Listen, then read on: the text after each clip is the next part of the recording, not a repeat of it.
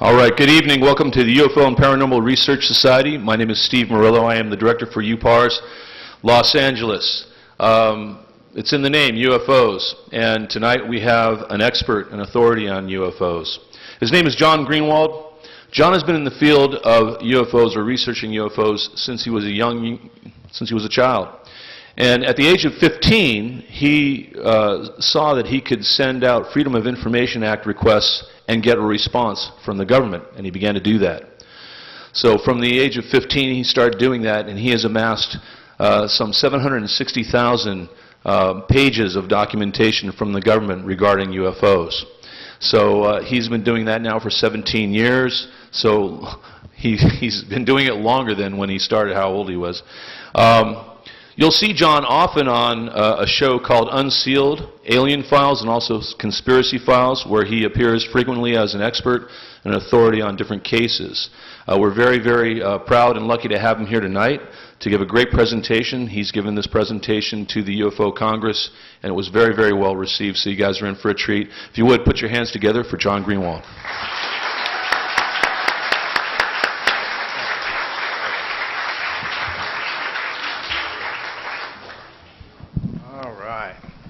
First things first, I lose the pulpit. I don't want to speak behind a podium. I appreciate Dennis allowing me to do this.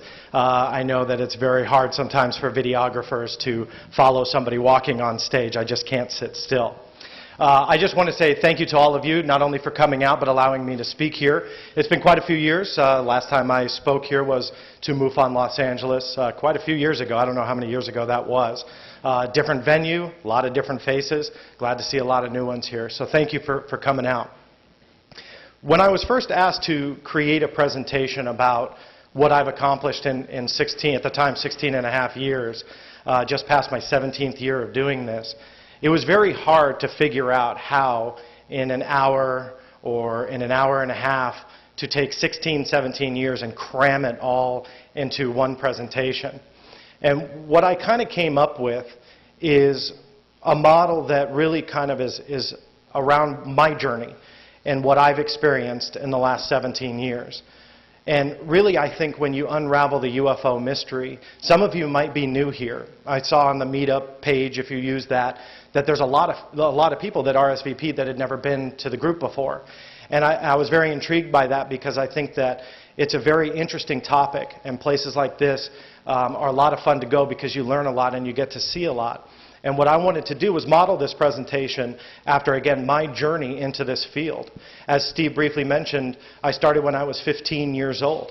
And I was literally just kind of a punk little kid who wanted to annoy the government. I hate to say it that way, but I was curious about what they had on the UFO phenomena, and I started filing these Freedom of Information Act requests. So again, how do I compile the 17 years into one presentation? And I think it's very easy to tackle the UFO topic. It's very easy to understand it. I know it's complicated, I know it's convoluted, and we don't have a smoking gun yet. I don't want to be lynched, but I'm very open with the fact that I don't believe that smoking gun is there yet. But I believe that there's a lot of pieces to the puzzle that we can put together. And when we put them together, just simply using logic and just using common sense, we can come up with a very interesting conclusion. And I think it's one that the skeptics don't want you to believe. They want to make you think that UFOs are all explainable. They want you to think people like me and maybe some of you are all crazy. Now maybe they're half right about me, but most of us, we're just curious. We want to know what truly is going on. So that's how I modeled my presentation. And this is my journey. And I want to take you on that trek. I want to take you through the different steps that not only as a kid, but then as a young adult, then, you know, through teenagehood. Now I'm 32, I guess. I don't like to admit that, but after 17 years, you start experiencing a lot of things. You start seeing a lot of things.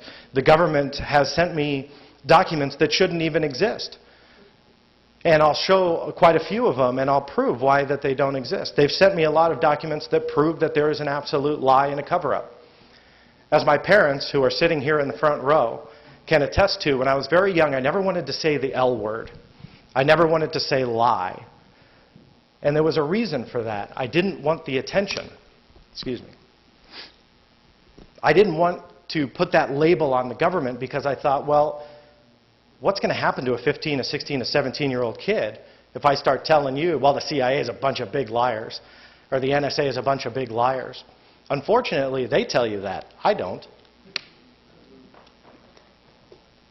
So a lot of what has come out through the Freedom of Information Act will prove that. And so that's how I've began this trek. But I also entered the world of television production as a producer and director. And I've got to work with some amazing talent, a couple of which are sitting in this room. And in that journey, in that part of my experience in this field, I was very lucky. I got to dive in at 50, 60 hours a week in not only the UFO phenomena, but astrobiology, astronomy, some amazing topics, working on shows like The Universe for the History Channel. Got to be a producer on UFO Hunters. Actually, Dwayne, who's sitting here in the second row, and I had created and produced together a show called UFO Hunters. Not to be confused with the series. We actually did a 1-hour documentary that was a huge hit for the network. And it was the first time that instead of telling a story about UFOs, and instead of trying to prove to you that believers are right or skeptics are right or whatever, we just talked about the people.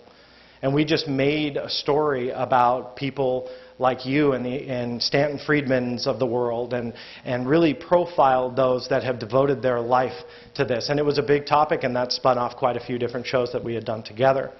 So I bring that in too, because I've been very lucky to work as a television producer and get paid to look into this kind of stuff. And that's always a lot of fun to do. So here's my first of 2 shameless plugs for the evening. What I've done in the last 17 years, and it's kind of why I'm here, so to speak, is I've created a website called theblackvault.com. And when I was very young, at 15, like Steve had mentioned, I had really just got struck by this curiosity. And I knew UFOs were fascinating to me. I knew I wanted to know more. And I looked onto the internet, and at the time, Google wasn't even really big. I mean, not to date myself, but Alta Vista was the big search engine. And, you know, at the time, I thought it was amazing. You type in UFO, and 1 million pages come up. Now it's insane how many. It's like 60 million or something like that on Google. But, you know, 1 million pages come up, and I started looking through what a lot of these websites had. And if anybody's done this, and you just kind of look through the information that's out there, you realize there's a lot of, what's the right word for this? There's a lot of stories. There's a lot of junk, I think I heard from the last row. That's a good word for it. Because you hear the same stories all the time, but the stories are different, and the facts are different. And so I got annoyed with that, and then I came across a website that talked about a 4-page government document. And it profiled a UFO sighting that happened in 1976. I'll get into the details later. But I read through this document, and this UFO sighting literally read like an X-Files episode. There's no other way to describe this thing. And I'm reading it online. Some organization, I believe it was the QFON, Computer UFO Network at the time, had put it online. And they said, if you don't believe in the validity of this document, if you want to see if this is genuine or not, you can file what's called a Freedom of Information Act request. And I thought, a Freedom of Information Act request, what is that? You know, I had no idea what this thing was. But they gave you a template to use. All you had to do was delete their name and address, put yours, and send it to an agency called the Defense Intelligence Agency. I had no idea what that was either. And so here I was, sending off letters to the United States government intelligence agencies to see what they had on UFOs, namely this 4-page document. And 3 weeks later, I remember, I don't know if you guys remember this, but I was sitting at the round oak table, and I opened it up, and wouldn't you know, it was 100% genuine. And this UFO record, right, that read to me that it couldn't be true, was absolutely true. And that was it. I was hooked. Those 4 pages. And so I raced back onto the internet, and I frantically went through, you know, I think I went through 3/4 of those 1 million pages on to see if there was any website out there that actually had additional U.S. government documents on it. At the time, 17 years ago, there weren't any. And so I thought, okay, there's got to be more. The 4 pages that I read here cannot be the only things that are out there. So I taught myself how to use the Freedom of Information Act. And I started sending off these requests, 5, 10, 30. There were some days I would send 45, 50 at a time. And every government acronym you could ever possibly think of started getting letters from me, just all of a sudden. And I bombarded every corner of the government to try and figure out exactly what information was out there. As the information came in, what I did was, at the time I couldn't afford a scanner, I didn't have one. I don't think you guys even knew what I was doing my dad's rolling his eyes. They didn't know what I was doing on the internet and what I was doing sending letters to the government. And I'm not talking about, normal letters, hey, what do you have on UFOs? These were official Freedom of Information Act requests. I took it as far as I could without taking the National Security Agency, the Central Intelligence Agency, the FBI, you name it, to court. That was the next step. And then they caught on once the FBI started calling, asking me questions about what I was requesting. And I was still in high school. And Mom, I think, fell off the chair. She told, I think it was NBC, when they asked you, they said, well, what is this like? And she said something to the effect of, yeah, when the FBI starts calling for your teenage son, it's a little weird. And that's what I started to get into. Took all of that information and created this website. And because I knew, again, that if I was looking for it, if out of those million pages it didn't exist, somebody else would have been looking for it also. And so that's what I've done. 17 years later, 760,000 pages later, currently serving about 300,000 people that log on every month. So and they load about, I think, 22 million pages in August of this year were downloaded. So pretty excited about that because I never in a million years dreamed that this is where I would be in 17 years, that I would be working with amazing people in television, that I would be on camera, on television, and still filing Freedom of Information Act requests. By the way, I think at this point, I don't know the exact number, I've surpassed filing 4,000 requests to the government over the last 17 years. Not all on UFOs, mind you. I deal with pretty much every government secret that's available, but the UFO phenomena has always been the number one. Now, with that introduction, let's start the journey. Don't fall asleep yet, because I don't spend a lot of time on the Roswell incident. I find it intriguing. Stanton Friedman has been one of my longest time friends in this field. In the very beginning, when I was 15, kudos to him, because he just got a letter from a 15-year-old kid, and he was the only one, because I wrote a lot of people, he was the only one that wrote me back.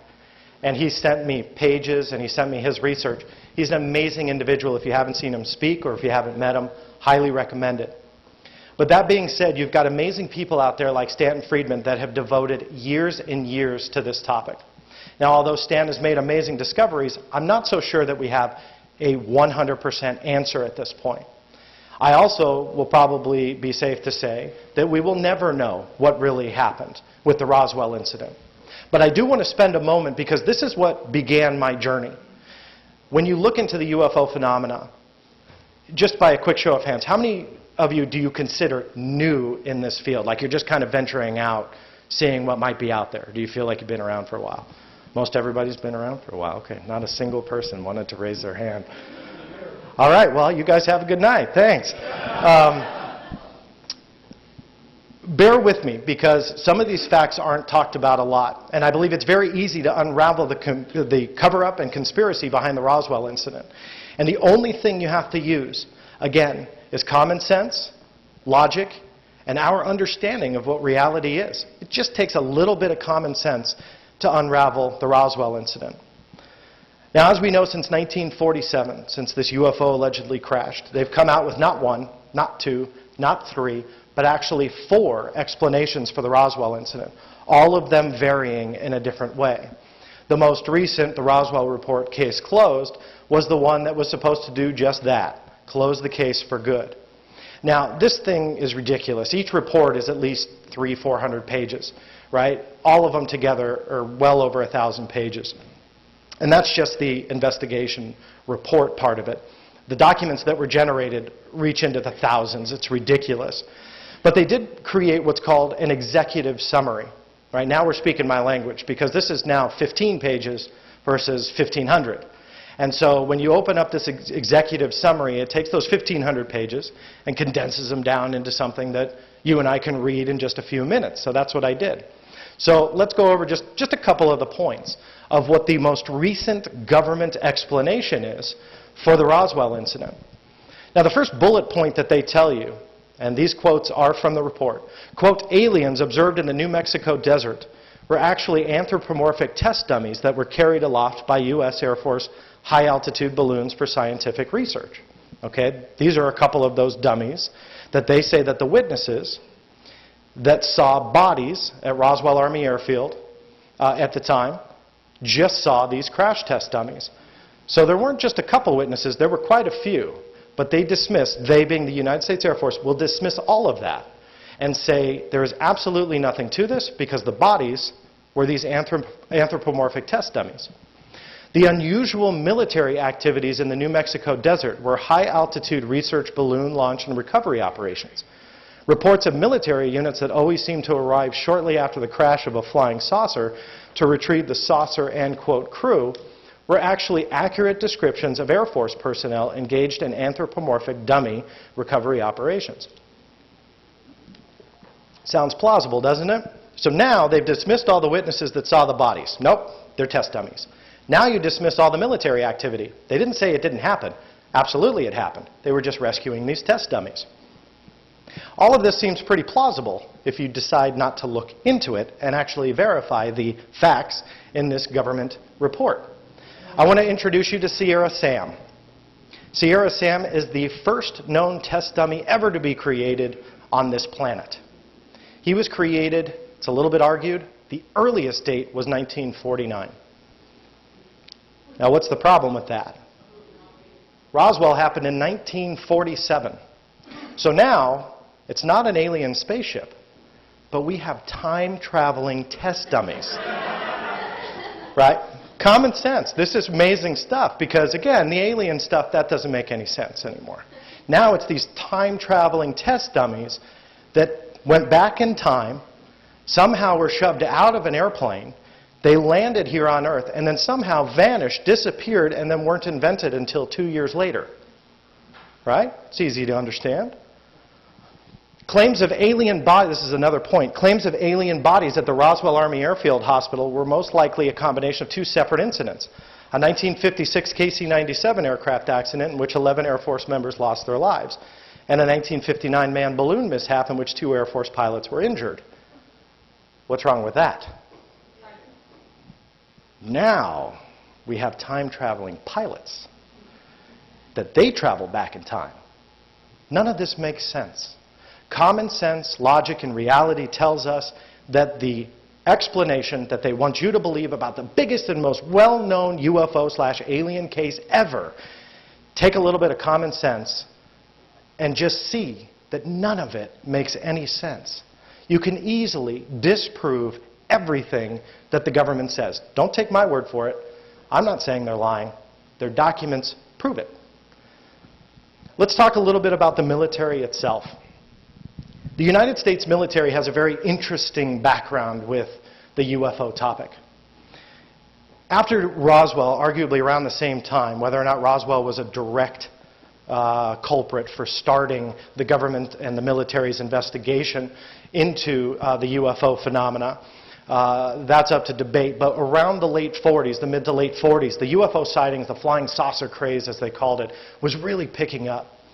And there was really kind of this concern from the public that said, what are these things? Are they coming to attack us? Are they going to kill us?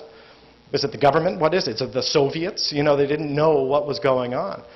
And so they created a project called Project Blue Book to investigate all of this, okay? Now, in order to unravel this, this is why I go back to the beginning, just to the basics. I'm sure you've heard the key word and the buzzword of Project Blue Book. But what's key about this is that in the 22 years that they had this operation, this quote-unquote investigation, they investigated 12,618 sightings throughout the United States.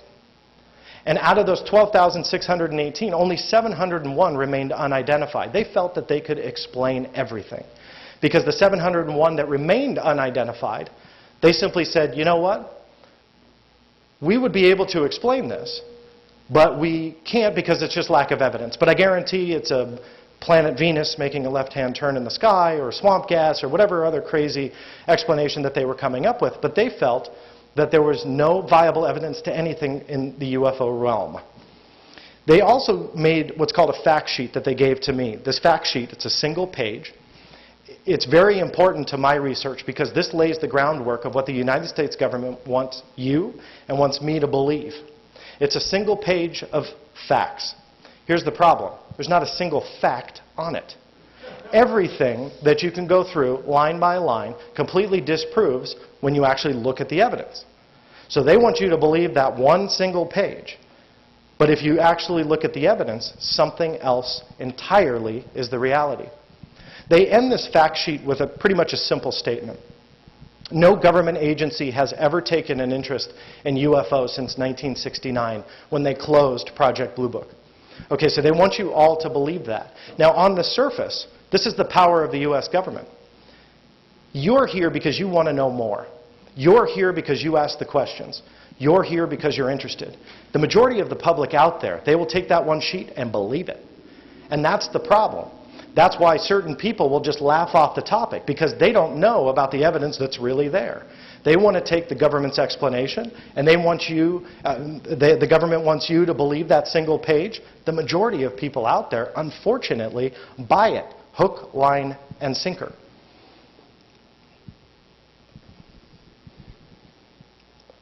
When you start looking at the evidence, you realize how important the UFO topic was to the United States military. But none of these files appear in the Project Blue Book files. Why? Because it appears that everything was routed into a different direction entirely. Take this 1952 letter from a Major General in the United States Air Force, William F. McGee. I didn't find this in the UFO files that are housed at the National Archives, where the government wants you to believe 100% is located.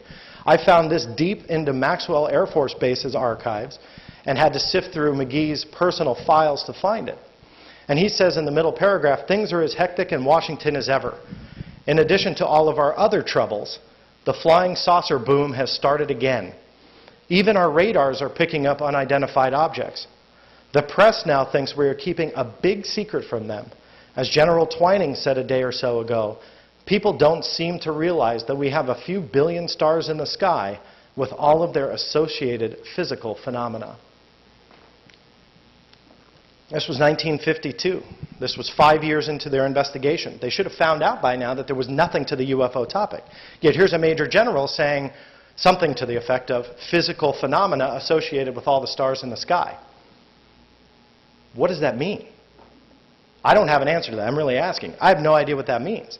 But it can't be a comet. It can't be some celestial body, because these things were showing up on their radar. These things were causing a problem. These things were causing fear. They were causing panic. It was an issue. And a Major General in the United States Air Force actually wrote it to another Brigadier General that this was an issue. This happened around the same time as one of the biggest fears for the general public when it comes to the UFO phenomena. From July 13th to the 29th in 1952, the same exact year that General McGee wrote that letter, what is known as the flying saucer craze in D.C., or the D.C. wave, or whatever you want to call it, occurred. And over a week time, unidentified flying objects were seen over and around some of our nation's most closely guarded areas that we have, including the Capitol building, which you can see. That is a genuine picture. It's not Photoshopped.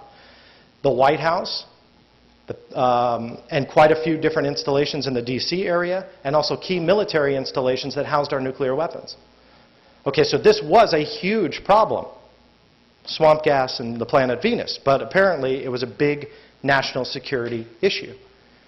And that's what the documents tell you. The evidence does not support the facts that they want you to believe. So in December of 1952, the Robertson panel was convened, headed by the Central Intelligence Agency, and they said that they came to the conclusion that no UFOs had any viable evidence to support that they were connected to extraterrestrials. They were all easily explainable. The committee was headed by Howard Percy Robertson, He looks trustworthy. Anybody who sports a handlebar mustache within a decade of the fall of Adolf Hitler, you got to give him some credit. So he headed this panel to explain UFOs. Again, 1952. Blue Book didn't end until 1969, so we have a long way to go. But at this point, the CIA and the Robertson panel concluded there's nothing to any of these cases. UFOs are easily explainable, but the public has to lose interest. We cannot have the public asking questions. The Robertson panel aimed to make people like you back in the 1950s to stop asking questions. They wanted you to lose interest. It was, consider it a disinformation campaign. It was something to discredit those that wanted to know more about flying saucers. But it wasn't until 1969, as I mentioned, that Project Blue Book was finally terminated. The official termination was January of 1970. It took them 17 years after the Robertson panel concluded there's nothing to any of these cases to stop investigating UFOs. Now, is there something to that? Or is this just a blatant example of government spending stupidity? And I'm not sure what the right answer is. But what they want you to believe, and this is an example of one of those fact sheets, that there's nothing to the UFO phenomena. But again, a little bit of common sense and logic tells us something different. They want you to believe that in 1969, no UFO documents exist. Because as I mentioned earlier, that line about no government agency ever taking an interest in UFOs, absolutely not true. In fact, the United States Air Force themselves had a manual on the books. This one was dated in 2010. You can see that it goes back to 2008. In fact, there were revisions in 2011 as well about these what are called service reports. And that's a government acronym that stands for Communication Instructions for Reporting Vital Intelligence Sighting. And in the 5th chapter, this was the bingo paragraph, because this outlined unidentified flying objects. What was a UFO to the United States military in 2010? Because in 1969, that same exact agency tells you and tells me they have no interest in it. They have a huge interest in this. This was on the books for years prior to me finding it and for years after. I wrote it into a History Channel show and was also on camera on a couple other shows, but it really didn't get the attention it deserved. Now, why is this important? It's just a reference to UFOs. Who cares? Well, it's because they are so adamant about telling you UFOs aren't real. Well, yes, they are. What are they seeing then? Right? It's the black and white proof that it's there and on the books. So the big question then is, where are these reports? If you're a United States Air Force pilot, everybody is instructed that they have to follow these types of manuals. So if you're a United States Air Force pilot and you see a UFO, you have to file what's called a service report, just like I mentioned. This manual and instruction tells you exactly how to do it. In this particular paragraph, it tells you where to send it, or at least your commanding officer where to send it. And you're supposed to send it to the NORAD installation, North American Aerospace Defense Command. And that's at Peterson Air Force Base. So I filed a Freedom of Information Act request to find those documents. There had to be at least one. This thing was on the books for years. And at the time, it still was. So I filed a FOIA request to NORAD, and they wrote back a letter a couple months later. They say, NORAD is a binational command established by Volume 3, United States Treaties, page 1277, subject to control of both Canadian and U.S. government agencies as defined in the Act, and is consequently not subject to the United States Freedom of Information Act. How convenient is that? The one place that UFO reports created by our United States military pilots are sent to the one of two agencies that I know of that is quote-unquote exempt from the Freedom of Information Act. Begs the question, well, what's the other one? It's the White House. So this letter goes on to state that they, in good faith, I love that term, they use it so much. In good faith, they did a search on my behalf for records pertaining to my request. They found none. That was nice of them. But there was a problem. And it did take me a while to figure this out, and the key to unraveling this mystery was actually in this highlighted paragraph. It was subject to control of both the United States and Canada. So to the United States, it was consequently not subject to the United States law. But they didn't say anything about Canada. So I picked up the telephone, and I wanted to know if in Canada, a United States citizen could request under what is called the Access to Information Act, it's their equivalent to our FOIA or Freedom of Information Act, if a citizen could request information. So I called the Department of National Defense up in Canada. That's their equivalent to our Department of Defense. It's pretty much mirrored, just with a different name. And I asked the gentleman who answered the phone, I said, excuse me, I just want to know, I didn't introduce myself, didn't say what I was looking for. Can a U.S. citizen request records under the Access to Information Act? And he kind of thinks for a moment, and he goes, well, if it's been released, I guess I don't see why not. And I go, okay, well, let me tell you what I'm looking for. I'm looking for these reports. They're called communications, or they're called service reports. Stands for communication instructions for, and no sooner do I get halfway through the definition of what service meant, he went, oh, yeah, I've got those right here. Now, I just called this guy out of the blue. This wasn't a special service office. This wasn't a UFO desk. This was just the guy who answered the phone from the Department of National Defense had these documents within arm's reach. And so I go, okay, well, I got to, to myself, I'm going, I got to get a copy of these things. And so I asked the guy, so, well, can I get a copy of them? And he says, yeah, well, all right, you got a visa? And I said, well, yeah, I don't leave home without it, but I didn't know exactly how much he was going to charge me. I'm thinking, is this 12,000 pages? Is it going to be $700? And I said, well, how much is it? And he says, about $2.30 or something like that. That was like the best $2.30 I ever spent. And sure enough, and then I asked him, I said, well, how many pages are there that you charged me $2.30? It was like 100 pages. And sure enough, a month later, I got them in the mail. And this isn't advancing.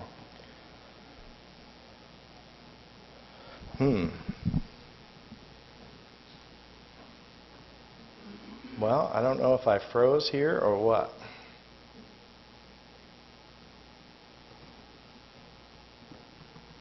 Hey, Steve. I don't know if, Steve, you're in the... Sorry, a little technical difficulty here. Yeah, I don't know if this is... I'm such an iPad, I'm like trying to touch the monitor going, what's going on? Yeah, it's just frozen. Yeah, try that.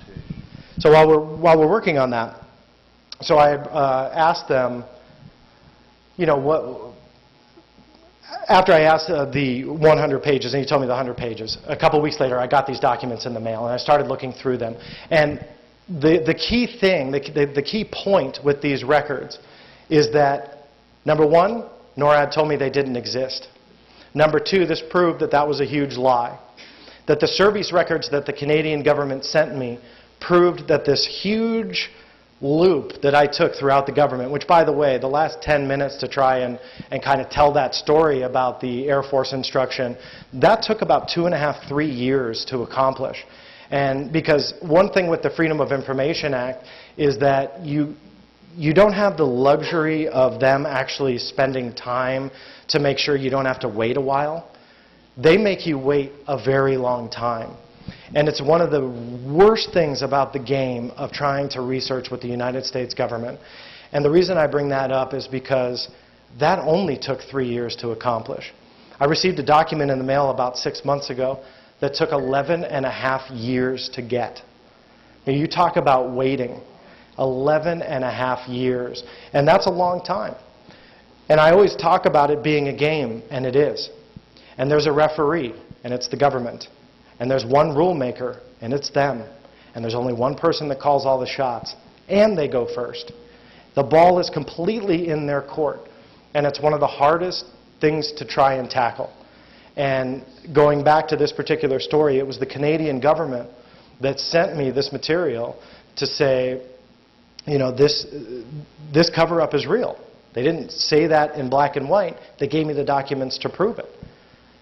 And so after I got these documents, I scanned them, put them online. I knew it was a big discovery, but I still wanted more. I still wanted that spotlight. I still wanted people to pay attention to these documents because it was important. And after a little bit of time, the Huffington Post called. And they wanted to do a story about not only myself, but the Black Vault. Did it? We're going to restart it. You just keep going. Yeah, that's right. There it is. So Huffington Post called and they said, well, we want to do a story on you and the Black Vault and again, kind of the culmination of 16 years. And it's a very common question. They asked me, they said, well, what are the best documents that you've received? Is there a smoking gun? And I'm open and honest. I say, no, I don't have that document that says UFOs are extraterrestrials, aliens are here, run for the hills. I don't have any of that. But what I have, again, are those pieces to the puzzle. So I said, let me give you a couple of the pieces. And I gave him a couple records. But namely, I said, this one is important to me. And I gave him the Air Force Instruction 10-206. This is the one that I've already gone through that specifically mentions the UFO phenomena. And he read this, and I said, and Lee Spiegel, by the way, if anybody reads UFO articles, you'll know that the Huffington Post does quite a bit of good work. Lee Spiegel is generally the author of those good articles.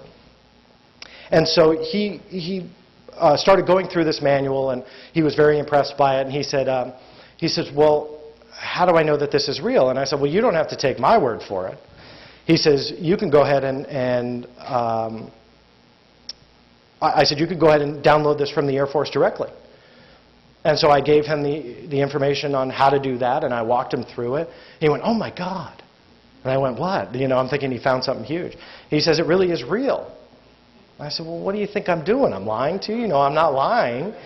And so he read through it, and he says, this is great. Okay, so we got off the phone and did an interview for about an hour or so, and that was it. And a couple days later, I know that he was researching with the Pentagon. Any good journalist will take the next step, and that is to get the other side, which I fully support. I want the Pentagon to respond. They won't respond to me when I ask questions. They can only, which they're not required to under the Freedom of Information Act.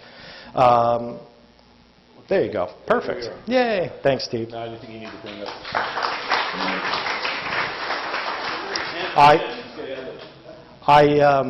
I made up the last 5 minutes. I have no idea what I was talking about.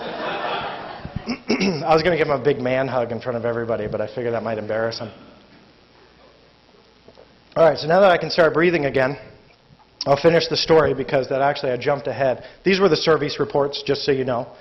You can download them all from the website. They're all free. So Lee Spiegel's down here. So the Huffington Post was doing this story, and so he, again, called the Pentagon.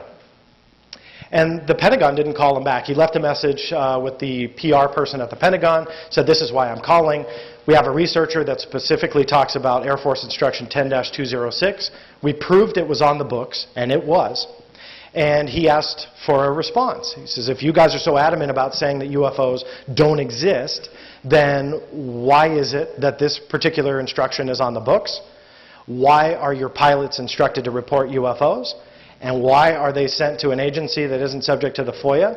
And why do they say they don't have a single page that pertain to this particular manual? No response. Now, this was a Tuesday. It was September in 2011, I believe, is when the Huffington Post was doing this. And it was a Tuesday. And I remember Thursday night, I got a frantic phone call very late at night. And it was much later on the East Coast, and it was from Lee. And he says, John, you're not going to believe this. I'm going, now what? What could be so important that he's calling me at this hour? And he says, I didn't hear back from the Pentagon, but I went back on to download Air Force Instruction 10-206 from the Air Force, like he told me to, because I wanted to do additional research, because he had a deadline. And it was completely different. And I'm thinking, okay, no offense to him, he had to be mistaken. He had to click on the wrong link. He clicked on the wrong number. So I was at my sister's house at the time. I didn't have access, but when I got home to a computer, got online, sure enough, Chapter 5, which specifically listed details about service reports and specifically mentioning unidentified flying objects, was gone.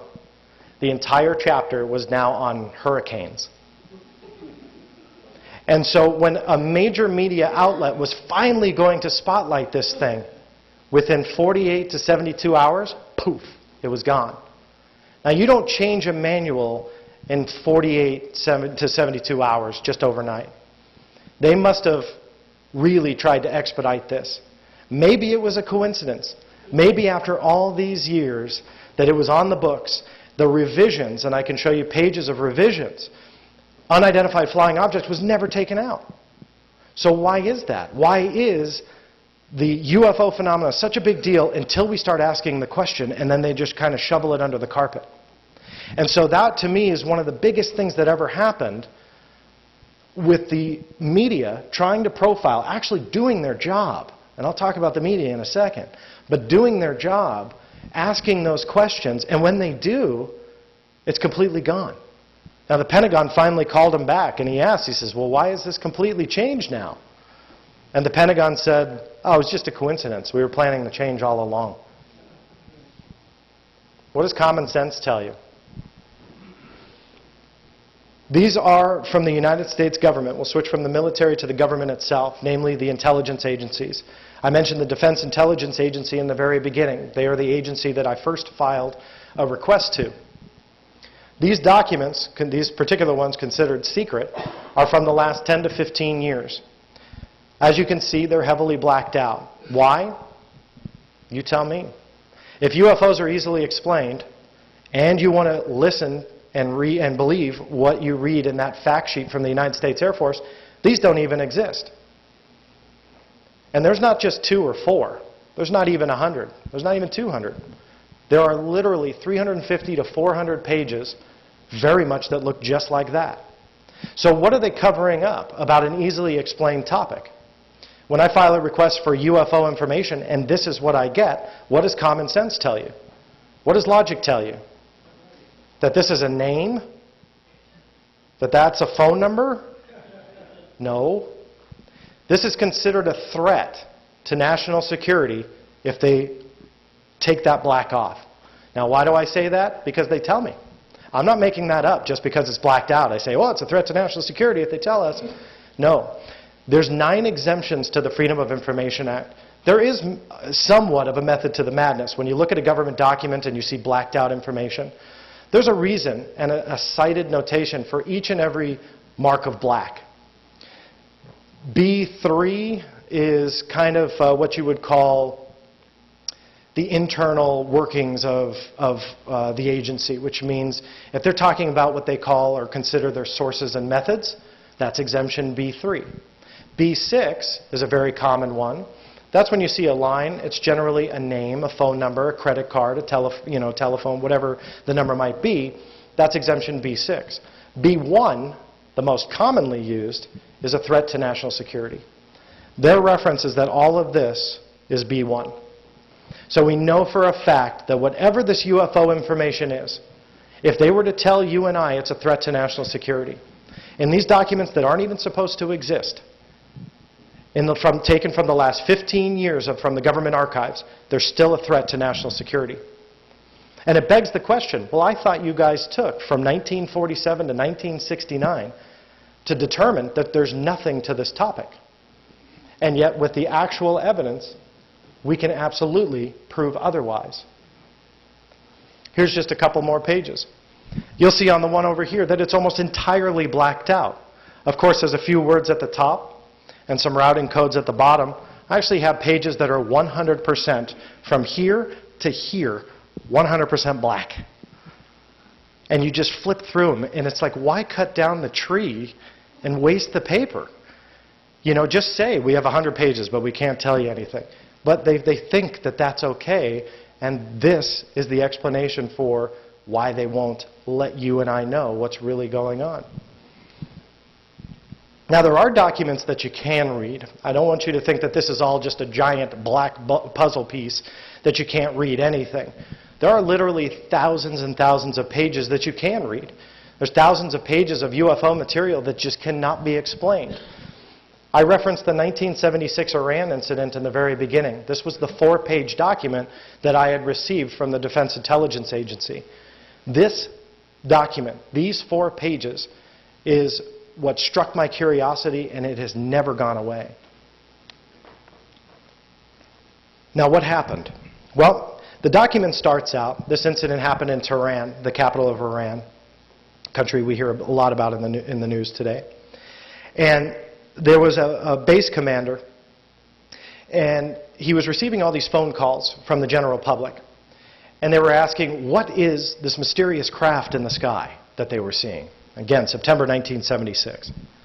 And so after a couple phone calls, he gets his field binoculars, he goes outside, takes a look, and sure enough, there's an object hovering over the city that shouldn't be there. So he scrambles an F-4 Phantom jet, and the F-4 Phantom jet's on approach, and it gets within about 26 nautical miles. Everything shuts down, communications, everything on his control panel, just gone. Now, he thinks it's a plane malfunction. Radio's back into the tower because he eventually regains it after about 60 seconds. He regains everything. They think it's a plane malfunction. Radio's back in. Base commander brings him back. 2 minutes later, they scramble a completely different F-4 Phantom jet with a completely different crew. Okay, rules out that it's a plane problem. And it's on approach to this object. And it gets about 26 nautical miles, ironically the same exact distance. And this UFO now starts to move away. And it moves away as slow or as fast as it needs to maintain that distance of 26 nautical miles. Okay, no explanation for it. This is what the document says. And so you read through it, and all of a sudden now a second UFO appears out of the first one, right out of the bottom. It hovers for a second and then jolts straight forward towards the F-4 pilot. So now he thinks, well, this is a missile. You know, whatever this object is, it's firing at me. This is war. And so he flips on his AIM-4 missile. He's ready to fire. He's got no choice. So he's ready to fire in 3, 2, 1. Everything turns off. He presses the button to fire, completely fails. So now he's a sitting duck. So he sees what he assumes is a missile coming straight for him. It then dips right before impact, below his aircraft, flips around the F-4 as to say, hey pal, I don't think so. And it goes right back to the original craft for a perfect rejoin. Now, it's not like a plane falls out of the sky, but he didn't have control, and the document is a little convoluted in this area. However, it is believed that he starts to go into a slow descent. In the meantime, he's watching this object. He sees a third UFO now come out of the side of it. Now, in the science fiction realm, how do you describe that? Well, it's kind of a mothership. I'm not saying it was an alien spacecraft, but there's no other way to describe it.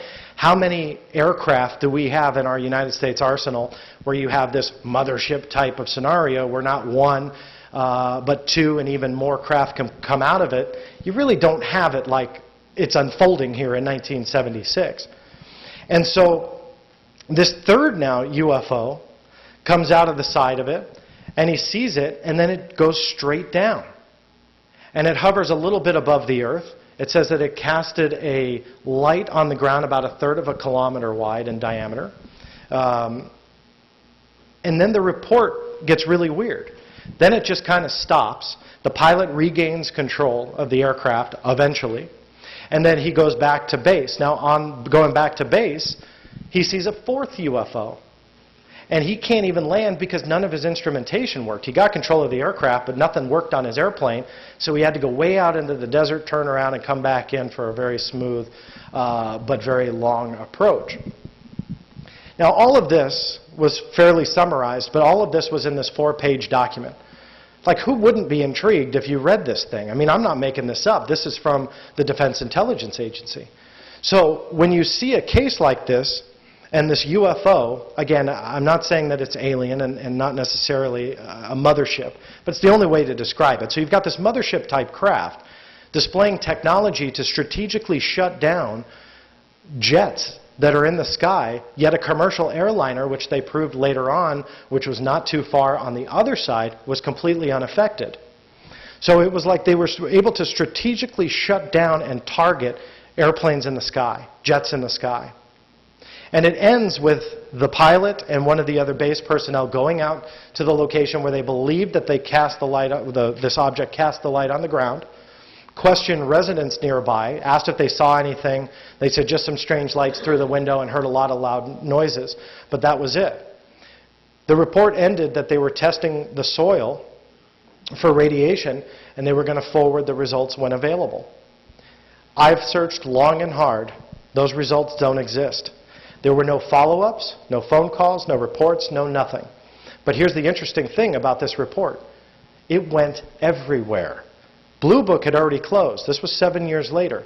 But the White House is on the distribution list. The CIA, the FBI, the NSA, the United States Air Force, the Pentagon, quite a few different offices in the Pentagon, and the list goes on.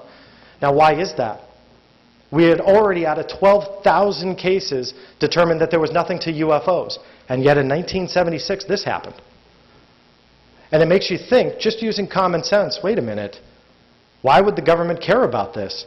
If it wasn't us, that was a huge problem, so they should have followed up. If it was us, it wasn't a UFO. It would have never come up under my request. The United States Air Force created another document, This Is It. This was the only classified version that I found. And what do I mean by that? Well, the 4 pages that I referenced, they were considered unclassified. Those other documents that I showed you that were completely blacked out, right, those are classified secret, top secret. Those are all different levels of classification.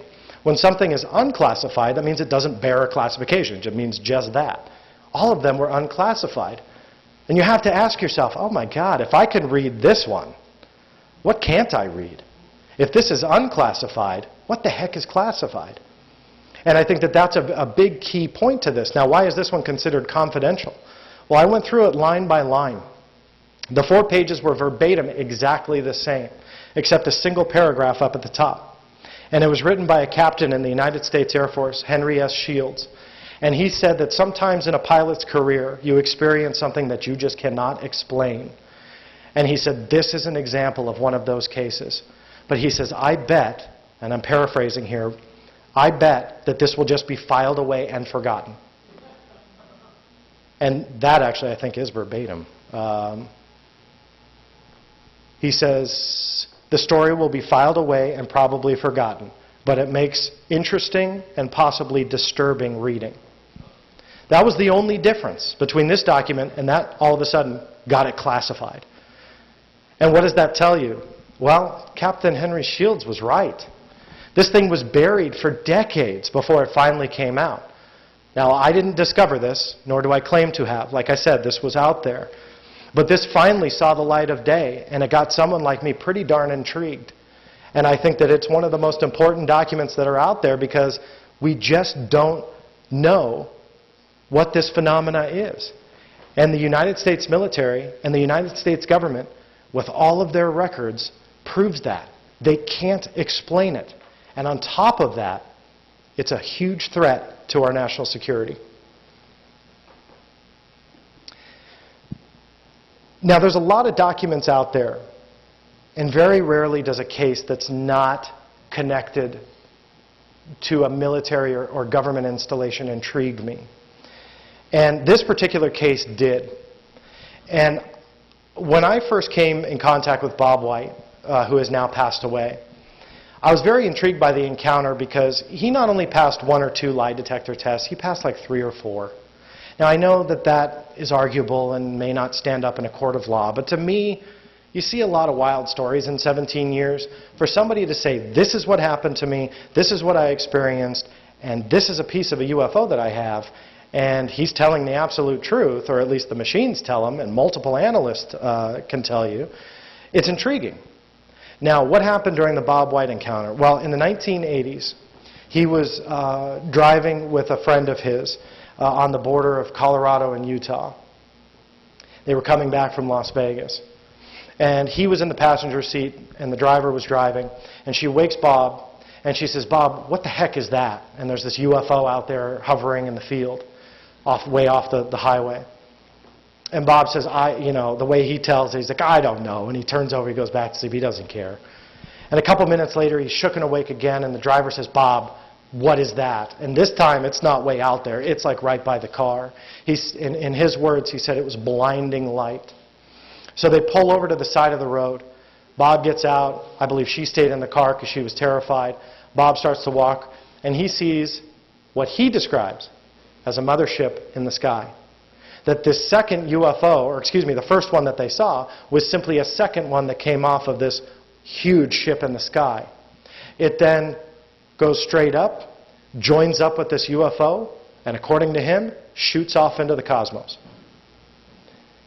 While it was shooting off, this piece ejects, according to Bob, off the UFO, fell in the dirt, and he went out into the desert and found it. And this thing, according to him, was glowing red. And it was he was able to touch it, but it was like glowing, like it was absolutely would burn your hand.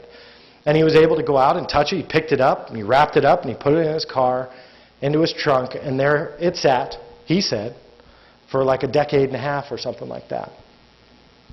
Must have been an old car. Dad, you got one of those. And so it sat in his trunk for quite a long time. And finally, a UFO topic came up, and he goes, yeah, you know, he recounts this experience to some UFO investigator. Sure enough, they get this piece. He still has it. They start going through a bunch of tests, and they can't figure out what this thing is. Now, where's the connection for me? Why is it intriguing? Well, they did the analysis, and I really don't understand this. Not to keep referencing my dad. My dad would know this more. He's worked on the space shuttle. An amazing individual. But aluminum alloys have different compositions to it, and there's different types of aluminum alloys. This was everything in the Bob White object. That's what we'll call it, that piece that fell off. This was everything. They tried to match it to every alloy known to man, and it didn't exist. So whatever this composition was, they couldn't match it to anything. It seemed, by the book anyway, was not something that humans had created. Extraterrestrial? Not saying that. But it didn't match up. If it was some type of aluminum alloy that we use in either welding or some type of other engineering, whatever, it would match up. But it didn't in any database that they were able to search. So here comes my connection. I had done a Freedom of Information Act request to the United States Army for everything they had on UFOs. This is one of the 1,000 UFO requests that I had filed looking for information. Buried in a stack of about 400 pages was a document, and this is a photocopy of the top of it. It was a photocopy of a file folder. And if you can't read it, it says alleged flying saucers from Denmark. Okay, so whatever these flying saucers were, I'm not sure, but this was the folder. The next page was pretty intriguing because for the next 14 or 15 pages were these horrifically done photocopies of these photos of an object that was apparently connected in the 1940s to a flying saucer in Denmark. Now, why is that intriguing? Because it's almost exactly the same. Now, let's just operate off the assumption Bob White made the whole thing up. He somehow manufactured this object. He had no idea that buried deep inside the Army's files, eventually a document would come out that would match and be connected to flying saucers that would match his object nearly identically. I know it's not an exact match, but if you look hard enough, there's some big similarities. And so when you look at that, you go, wow, well maybe there is something to that. Because he passed all those lie detector tests, and his story remains unsolved to this day. Unfortunately, he passed away. He has somebody that is still kind of going towards trying to unravel the mystery. They just can't figure it out. Can you tell me how much more time I have? That's fine. Oh, I'll keep talking, and you guys will have to drag me off. So let me ask the question, what does common sense tell us? We've gone through the military, we've gone through the government. When you look through the files, when you look at the facts that they want you to believe, but then you look at the actual evidence, simply using common sense and simply using logic tells us that this is a huge cover-up. You can prove that by the documentation. You can prove that they're lying, not because I tell you, but because they do it. Their documentation shows it. So common sense at this point in my journey, going through all these documents and going through all these records, showed me that there was something to this topic. I couldn't give up. Now, I told you that I started getting into television production. Working as a producer and director, I've worked for networks like the History Channel and Discovery Channel and National Geographic Channel. They're all amazing networks to work for. They really are. And when I talk bad about the media, which I'm about to, I don't mean to trash networks like those, because if a producer wants to do a good show, they absolutely can. I will blow the conspiracy out of the water right now because I've done this multiple times. There is no puppeteer telling producers, not only like me or even my bosses, what to put on TV or what not to put on TV. I have never once had a request come down from above saying, you cannot put this out there. There is no way. And we've had some great shows. We've had some amazing experiences. We've been able to travel, Dwayne and I here, to Wright-Patterson Air Force Base itself. They knew that we were going to do a show and expose the quote-unquote secret of Hangar 18. Now, what is Hangar 18? Allegedly, that is where they took the bodies from Roswell, the alien craft. So we did a show called Hangar 18, and we thought, well, what better way than to just shoot right on Wright-Patterson Air Force Base? And our executives laughed at us. They're like, there's no way Wright-Patterson Air Force Base is going to let you on there, let alone talk to you. Not only did we get our cameras on, not only did we get to go there, but then we got to actually interview the base commander for all of Wright-Patterson Air Force Base. Talk about an intimidating experience. And I've never told this story, but I'm gonna because you're here. So Dwayne and I here, we walk in and we have a PR, is she Colonel? Colonel. Very sweet girl, very military, but very sweet. And she was literally glued to us the entire time. We were under strict literal orders to only point our cameras in certain places, this and that. We had a very short amount of time with the base commander. And again, not to keep repeating myself, we were profiling Wright-Patterson Air Force Base as the place as housing the alien bodies from Roswell. Right? That's what this show was about, and they agreed to come on camera. So the base commander, after we get our orders, you know, and we felt like we had to salute at that point, we're like, not a problem. The base commander comes in. And we thought the colonel was military. This man scared me to death. I mean, you just don't want to say anything to cross this guy. Walks in, comes up to us, shakes his hand, shakes our hand. Very, very sweet, very nice. Straight to the point. He says, I have something to show you guys. And he wasn't laughing, but I am, because I can't look at you. And he looks at us with a straight face and he says, I have something to show you guys. And we go, okay. And he says, come here. A military guy of that stature points his finger and he says, come here, you do it. And so we followed him over to his closet. And he opens up his closet door and he pulls up this gigantic, blown up green alien. And I looked at Dwayne and Dwayne looked at me and we didn't know to laugh or cry at this point or what was going on. And he gives this really awkward laugh. He goes, ha ha, told you we had aliens in our closet. And we're like, so I had I had to tell that story. But we've had some great experiences because, you would think if there was this massive cover-up, and we were very open and honest telling them, we are profiling Hangar 18 and they know the conspiracy theories, they invited us in. They said, let us tell our side. We couldn't ask the base commander about UFOs or aliens, and that was fine. We just wanted the history to the Foreign Technology Division. What was Wright-Patterson Air Force Base? At the time, it was called Wright Field. And although, we started with a very cool, fun story, he sat down and gave us an amazing, historically filled interview. And so my whole point in that is that there's never been that, again, puppeteer arm on telling us what not to put on television. Present company excluded in this room because there are a couple people here that work in television. A lot of people ask me, well, then why are some of the shows bad? Why do you have these shows that do this or do that, or I won't even give examples because then I'll be trashing, certain shows, but I don't know why, but I chalk it up to a producer who doesn't care. And it may not just because they don't care about UFOs, it's sometimes because they don't care about their work.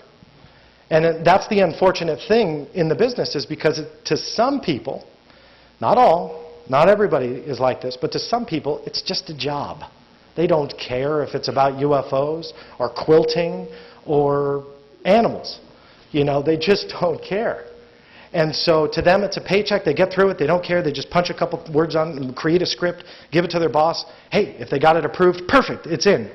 So it's not a grand conspiracy on some of these shows. It's just people that don't know any better. And I hate to say it that way. It's not to take away from their skills as a producer. That's not what I'm saying. It's they don't know the evidence that's out there. I talk about what I said in the beginning about how do you condense 17 years into an hour and a half lecture. You can't. I'll tell you right now, in a 2-hour special, you only have about 88 minutes to tell your story. And to do that for the UFO phenomena is incredibly difficult. So this is the positive thing I'll say about TV, is that it's not an easy job. In a 1-hour show, you have roughly 44 and a half minutes to tell your story. How do you do that when you tackle a topic like Hangar 18? Or when you tackle a topic like Roswell, which that's a different story, but you know, it's very hard to tell those stories. But the media is different. I work as a producer in History Channel documentaries and that type of genre. The media, when I talk about the media is those news agencies that do a 2.5-minute story on the nightly news about a UFO that was seen, or a UFO event, or whatever it might be. And there's always either the joke throughout, or if there's not, there's always the joke at the end. They go back to the studio, and you've got that really cheesy news anchor that has that really bad UFO joke, and then he winks at the camera with a point, and you go, well, why did you have to say that? You know, but the media always finds a way to trash this topic. And that's something I can't figure out. I don't understand why the media can't ask these questions. Huffington Post, I exclude them from that at this point with Lee Spiegel. Because with Lee asking the Pentagon, look what happened, just by making a single phone call. Now what if the media as a whole started doing that? If they spent as much time profiling UFOs than they did Miley Cyrus and her new dance, I think we would actually get somewhere. I think that if they took the time to look at the evidence that's really out there, it's there to really paint an amazing picture about this. It sounds cheesy, but it really is one of the biggest questions and biggest topics that faces our world today. Instead, they treat it as a joke. There's always that, call it defamation, of the genre. They always want to put it down. They make fun of it. They make fun of people like you and me.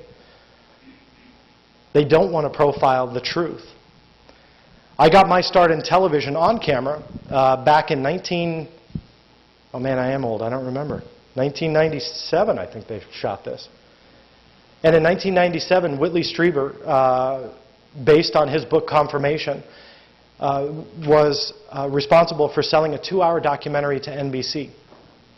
And they were going to profile kind of the best of the best. Really, I don't want to say didn't have anything to do with his book, because that's not accurate, but it was more so kind of an expose on UFOs. It was well done. I was very, very lucky. I had 4.5 minutes of airtime. To date, it was the best 4.5 minutes, I think, ever. And so I really do thank NBC and Whitley Strieber directly for making all of that happen. But that was kind of an exception. NBC obviously is a major media conglomerate, so for them to take on the topic was a big deal. In this particular show, it's not like they were all positive. I was lucky. They were positive about my work. But there were other investigators that may not have been so happy. There were other cases that were kind of discredited and kind of blown out of the water. To me, that's journalism. It's going to happen.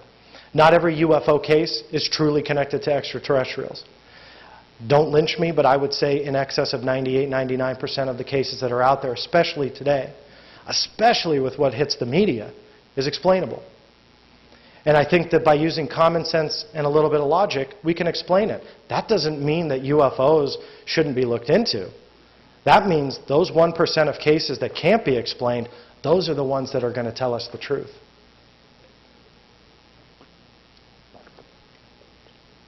So let's talk a little bit about finally, years after the NBC special, ABC was doing a special. It was also a 2-hour documentary hosted by the late Peter Jennings. They showed up at a conference one time where I was giving a lecture. There was a couple thousand people at this conference, and they wanted to start talking to not only the conference goers, but also those that were speaking. And I got pulled aside after the press conference because it got a little bit heated. It was very interesting the way it all unfolded, but it got a little bit heated, and I just kind of sat back and smiled and just kind of watched all the fireworks go off in this media. If you've never been to a media junket like that for the UFO phenomenon, sometimes it can get very entertaining.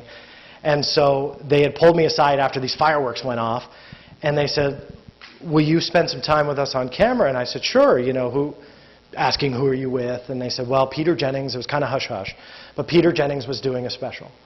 And I said, "Okay, well, that's great." And he said, "It's a 2-hour special. We'd love to talk to you about the documents and so on." I said, "Absolutely, I'd love to do that."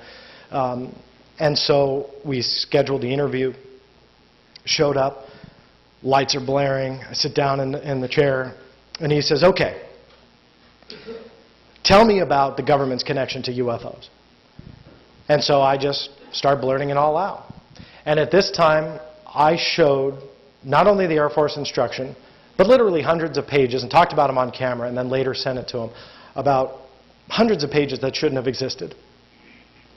And this producer was amazed. Because the people, and I'm not saying because it was what I was giving him, but it was the overall, like, he had no idea that this stuff existed. And that I proved to him that what they want you to believe, referencing Project Blue Book and hey, and after 1969, we don't care, showed them hundreds and hundreds of pages that shouldn't have existed. Showed them top secret material, blacked out from top to bottom, just from the last decade. Again, not supposed to exist. And I mean, literally, the excitement. I can't stress enough how excited this producer got.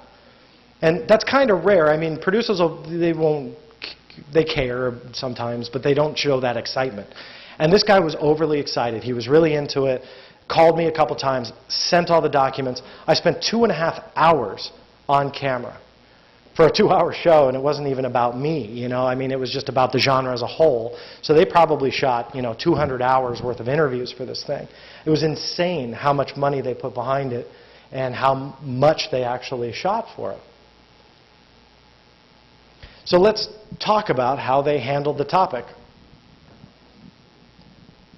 In 1 hour and 16 minutes into the show, Peter Jennings says, "But what is the truth? The wreckage hasn't been seen since 1947, so there was no way to prove Jesse Marcel's claims, which never stopped Stanton Friedman and his fellow Roswell promoters." They were starting to talk bad about not only Stanton Friedman, not only Jesse Marcel Jr., who, by the way, just passed away, if you haven't heard. They started talking bad about all these people and started talking about them being promoters and these kind of a joke. That it was fun for them to just sell books. I know Stan. He doesn't live in a mansion. I'm here to tell you, you don't get rich off of being in the UFO field. Sure, some of us have books. My second shameless plug, it's in the back. But you don't get rich off of it. And so for them to start saying that we/Stan is promoting Roswell and doing all this stuff was a joke. A minute and a half roughly after that, Jesse Marcel's story about a day long ago was becoming an article of faith.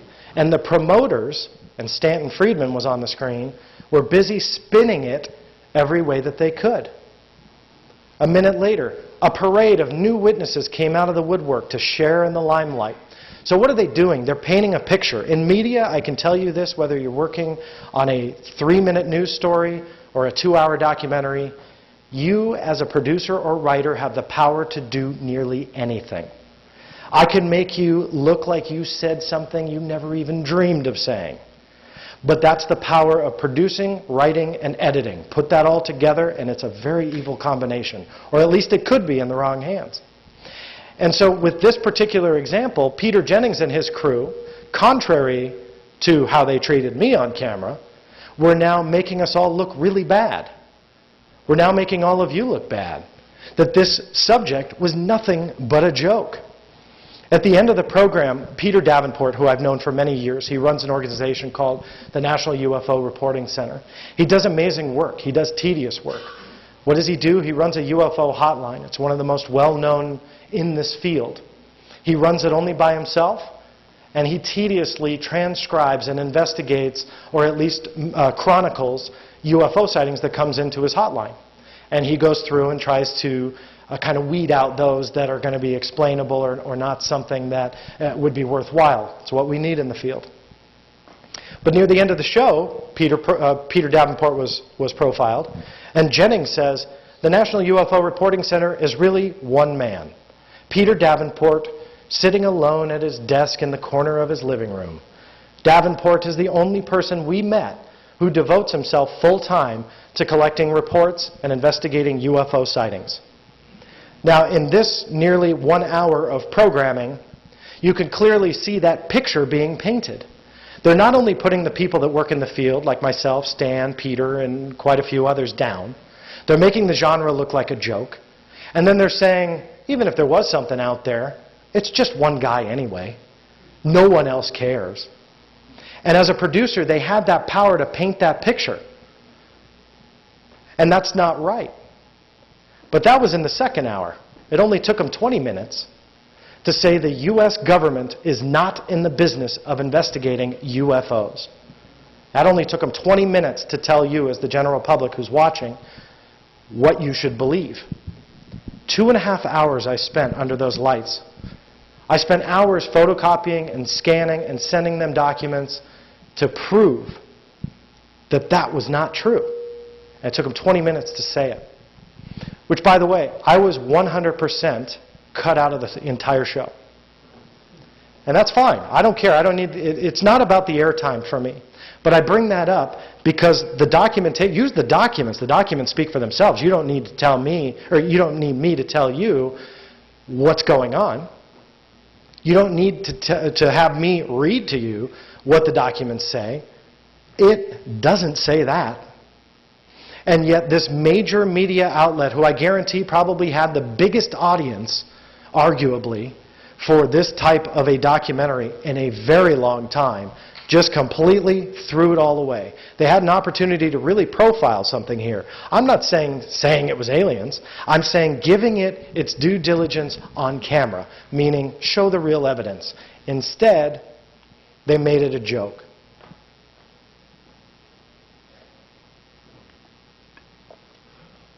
So let's get away from the media. My journey took me to the doorsteps of some of the most amazing scientists, astronomers, astrobiologists on the planet. I was very lucky to produce some of the shows that I did wherein I got to interview some of these names that you see on television or that you read about in the scientific journals. And in that process, when again you devote 40, 50, 60 hours a week when you're doing these television programs, I mean, you get into it. And I love that work. I really do. Whether it be writing, whether it be producing, whether it be directing, it doesn't matter. I mean, you immerse yourself into it, and you can really tell that story. You can really tell whatever the story is, you tell it in the most amazing way possible. Peter Jennings proved you can tell it in the worst way possible. But you also have the power to do it good. And so in that process, got to interview these people. And when you talk to them, you realize, okay, well, the UFO phenomena, to people like you and I, you think, well, the scientific community, they don't touch it. And that's half true. They don't touch the UFO phenomena. They don't talk about it. They don't want to be referenced that they had anything to do with the UFO phenomena. And I don't know why that is. They talk about stars way, way out there. They talk about stuff that we'll never know the answer to in our lifetime. But they'll never talk about what could be here now. They kind of glom all over that. I don't know why. It just comes with the territory. So in that process, though, you start learning what the scientists will talk about. And they are making amazing discoveries that help support that not only are UFOs real, that they're extraterrestrially connected. And those are the discoveries that they're making. They're making the evidence that I put forth in the last hour and 15 minutes a big possibility that it's connected to extraterrestrials. Before I get into that, let me just bring up the scientific organization we know as NASA, which is connected, obviously was government funded for a while, now arguably not at all, cut the budget quite a bit, which I have been very outspoken about. And the reason I bring NASA up is because they're kind of that government agency that if there was a UFO cover-up / phenomena, they might know something. Now, this is a very interesting thing to discover because when you search NASA's website for UFO information, it comes up with a blog, and this is their official stance on the UFO phenomena. And I found this interesting, especially when I was producing these shows and talking to these scientists, because what NASA said was completely contradictory to what the scientists and the astronomers were telling me directly. So before I get into that, well, what does NASA say?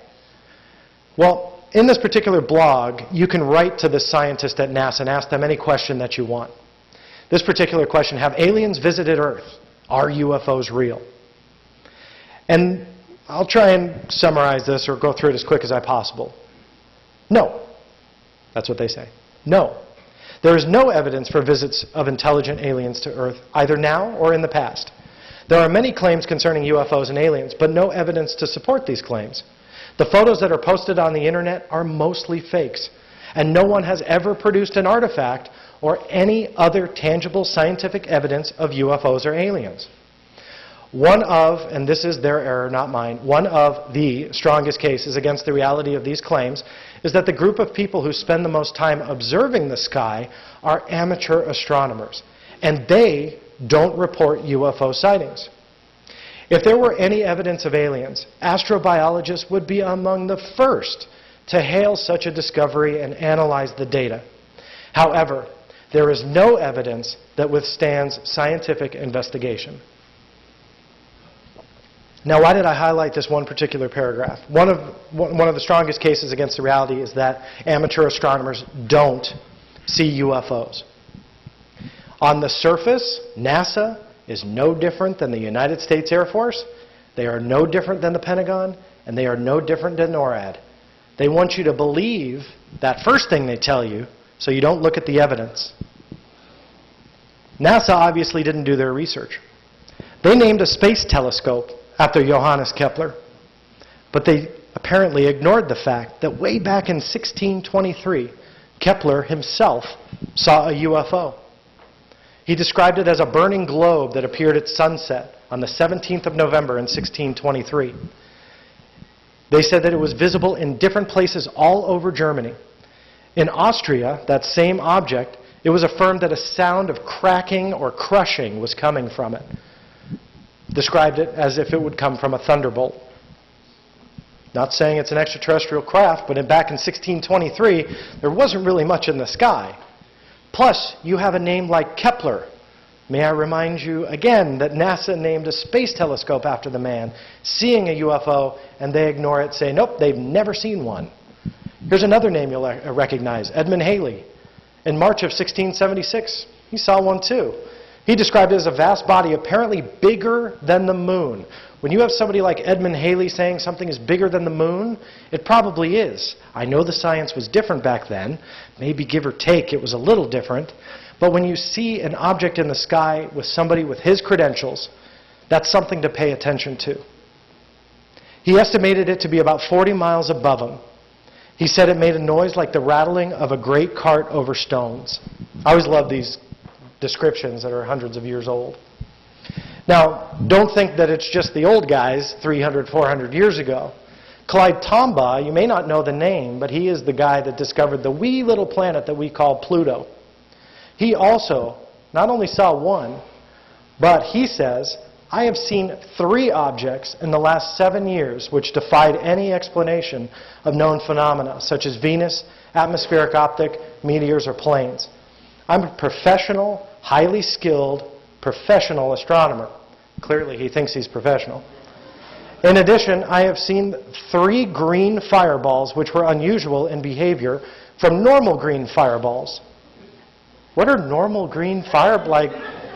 Now, I think that several reputable scientists are being unscientific in refusing to entertain the possibility of extraterrestrial origin and nature. That, to me, is key. Clyde Tombaugh discovered a planet. He is saying it warrants additional investigation. It's not a joke. It's not a hallucination. NASA lied. And if you think I just pulled the 3 astronomers that just by chance saw a UFO, it's not just limited to them.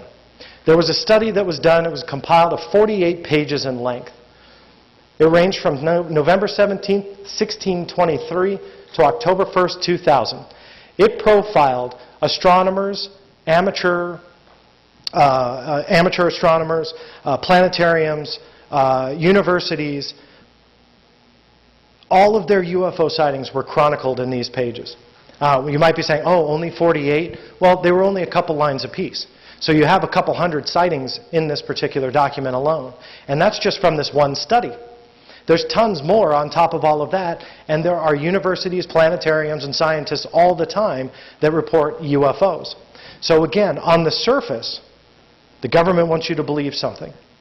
They go, yoo-hoo, look at my left hand, because they don't want you to see what's going on the right. It is the greatest trick of a magician. And if you just look at the evidence, you can prove that they're trying to do a magic trick on us all.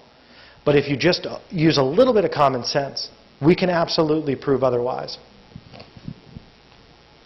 Now, in my process, in my journey, when I started producing and talking to the scientists like I had mentioned, talked to some amazing individuals during one show in particular, and that was for the History Channel's The Universe. I'm sure many of you have probably seen that show. It's a long-running show. They've done quite a few seasons. And I received a phone call, and they wanted me to do a show, a 1-hour show, for the universe, and it was entitled Alien Faces. And it came with just a single caveat, a single line. If life exists on another planet, what does it look like? And that was it. That was all I got. And they wanted me to create a show out of that. Now, this is argued. Some producers would hate that. They want an outline. They sold a show with particular bullet points. Call it a map. Call it a stencil drawing. And you just color within the lines, collect your paycheck. I love this. This was a blank canvas. This was something that I could just create from scratch. They just said, if life exists on another planet, what does it look like? Now, verbally, that was on paper. Verbally, they said, John, we know what you do. This isn't about UFOs, and this isn't about abductions. So use astrobiology and science, and that's it. I said, okay, that's not a problem. Wasn't a UFO show, did not mind it. And so I started diving in. One of the hardest shows that I had ever done, because I literally had to get my PhD in astrobiology and astronomy in like 3.5 days. I mean, the research period was nothing. And I had to create this show from scratch. So what I did for this show, if you haven't seen it, it still airs. It still is in repeat. I created a journey, very much like I'm doing with this lecture. But I created a journey through a hypothetical chunk of the universe. And I created 5 different planets. And on each planet, it had a different environment. Here on Earth, we know it as normal. We have gravity that we can walk, we can talk, we can shake each other's hands, give each other a hug, and we don't float away into the universe. Right, this is what we know as normal. Not every other planet's obviously going to be like that. So what I did was I created these 5 different planets which would affect the biological life forms. For example, the first planet, Arenal, it was similar to Earth, but it was what's called tidally locked to its sun. Now what does that mean? Well, our moon is tidally locked. You always hear about the dark side of the moon. If you don't know why that is, the moon is tidally locked where you always see the same face of the moon at all times. You never see the backside. And so that's tidally locked. So could life exist on that planet? Well, I made the planets up, I made the environments up, but I let the scientists do the rest. And I am telling you, each and every one of them had a ball with it. We created life forms on all of these different planets, and what would they look like, and what would they do, and how would they hunt, and it was amazing. There was one gentleman from Harvard University that just became my best friend throughout this, David Aguilar, and just an amazing individual who really assisted in making this show become a reality. And so on a tidally locked planet, it's determined scientifically that if the situation's right, that there's only a certain ring around the planet that would actually be habitable. One side would be too hot because of the sun, one side would be too cold because it never sees the sun, but you have this perfect dawn area. It's dawn all the time. And so we made all the life forms that fit in that. AG-143 was a high-gravity planet. Well, what does that mean? Well, it had 20 times the gravity of Earth, which means all of the life forms all of a sudden laid low to the ground. They were much thicker, right, much wider, because the weight that was pushing down on them was much stronger. Ynir G and its moon Anubis. Ynir G was a gas giant. It's very similar to Jupiter. It is believed that gas giants can hold life. And so that's what we did. We created life on this gas giant that never touched ground because ground didn't exist. It would just float through and collect its nutrients through the atmosphere. Anubis was a water moon. Why is this important? Well, because there's one in our solar system that is believed to potentially harbor life. But NASA won't send a single probe to it. I've filed Freedom of Information Act request after Freedom of Information Act request to try and figure out why they won't send a probe to Jupiter's moon Europa. They had 28 affordable budgets that were sent to them and proposals. Each and every one was denied. Now, why is that? I'm not saying it's a conspiracy. I'm just saying it's frustrating. They won't give a reason why. But I created a water planet just to kind of show what scientists believe could be there. And the second to the last one, GPC 540, it had incredibly light gravity. So contrary to the other one, this had mostly life that was very tall, very slim. It grew very, very tall. Consider the redwoods. And so we really analyzed the plant life and what this would do. And the fifth planet I created was Galileo. Now, why do I bring all of these planets up for this particular show? Because it leads me to something that I think is one of the most overlooked facts about where we live. We have no idea what's in our backyard. Scientists will tell you, well, UFOs aren't real, they're not visiting planet Earth, and extraterrestrials, should they be out there, probably aren't traversing the stars. And yet, we are making discoveries of creatures that live in our backyard that we had no idea even existed. Just today, there was an article about a translucent, almost clear slug that lives in a certain cave environment. They never knew that something like that existed. Not too long ago, ironically, it was another slug, but it was a bright pink slug. Now, well, who cares about slugs? Well, it's easy. It's the notion of this life that we have no idea even existed.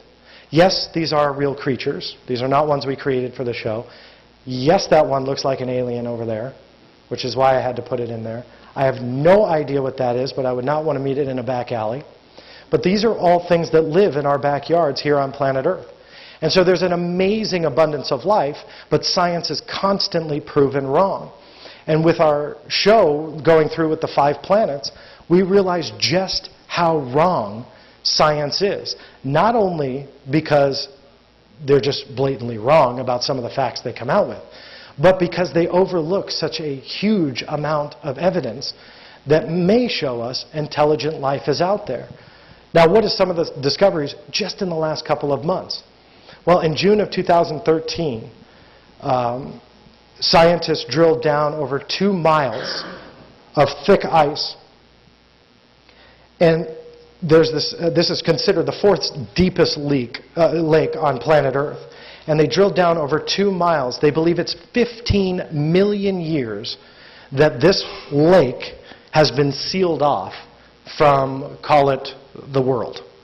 So 15 million years this ice has existed. And they drilled down. They never thought, because this is considered one of the harshest environments to harbor life, that life would be actually down there. And once they got down there, they just literally discovered over 3,000 species and DNA sequences that were thriving down there.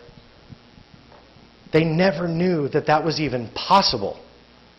And yet, just in June of this year, that's the discovery we made. Now, on a quick side note, Steve had mentioned that I regularly appear on the television show Unsealed. We talked about this when we were shooting season 1 because this had not really completed yet. But the question mark is, okay, well, a DNA sequence is one thing. Maybe a small little fish or a crab or something is something else. But what if it was a virus? What if it was bacteria? What if they drilled down and that whatever it was came up and 15 million years of not having any type of way to fight it off all of a sudden started spreading through society? So it was a very scary scenario. I mean, it sounds great because we found all this life and we started to prove, but science, can scare the bejeebers out of you because I don't know if they thought about it. And that was one of the things that we said on camera was like, are they thinking about us? Like, do they care? Because you might be so directed at one outcome. They're not thinking about the day after tomorrow. They just want to be famous tomorrow. But they're not thinking about the day after when that bacteria starts going through the air. So it was a very interesting discovery, but that's not the only one. Also in Antarctica, this was this month, just in the last couple of days, that in Lake Hodgson, that they found 1,600 feet under the ice, organisms also thriving. Now, why is this important? Well, like the moon I had created that was a water planet, just like what we have in our own solar system, something that we barely have good pictures of, we won't go visit. And some scientists theorize that on Jupiter's moon Europa, it could actually support marine life, even dolphins. So when you start thinking about that, you go, wow, well, we don't even know what's in our backyard. And yet we believe the scientists and the skeptics that tell us, UFOs aren't real. They're not extraterrestrially connected. But they had no idea life could live down here. So why believe them? Science is constantly being proven wrong. You go off of our planet and just go to our solar system, it's amazing the discoveries that we're making. I had a friend of mine who's here today who sent me an article. I had no idea that this went out. As we do know, I did run this article. Voyager 1 is now officially into interstellar space. So that has now officially exited the building. So that is good. That was debated for the last four months or so, but NASA has now said Voyager 1 has left the building. And Jacques, my buddy here, decided to send me something I had not seen before, that Voyager 1 captured sounds of interstellar space. It's the first time that they've been there, and they started capturing sounds. And it's like all of this uncharted territory, and you can hear it. I ran the story. If you go to the website, as of right now, it's one of the most recent stories. I added it tonight before I came here, because I figured I would bring it up. And you can listen to the sounds of what it's like outside of our solar system. I mean, that's an amazing discovery, but it also drills that point that we have no idea what's out there. We have no clue about our backyard, let alone our old solar system. This is the Milky Way. I use this image because I think it's fascinating and beautiful, but also because the Milky Way, the galaxy we live in, has 300 billion stars in it, just like our own sun. Right? When you talk about life in the universe, statistically speaking, you look at a number like 300 billion stars that may not be exactly like our own sun, but 300 billion stars, you've got to know there's at least one like our own star. They never thought exoplanets were going to be in the abundance that they were. I was able to sit down with Jeffrey Marcy up at Berkeley, who's known as the kind of Mr. Exoplanet. He has discovered more exoplanets than any scientist alive.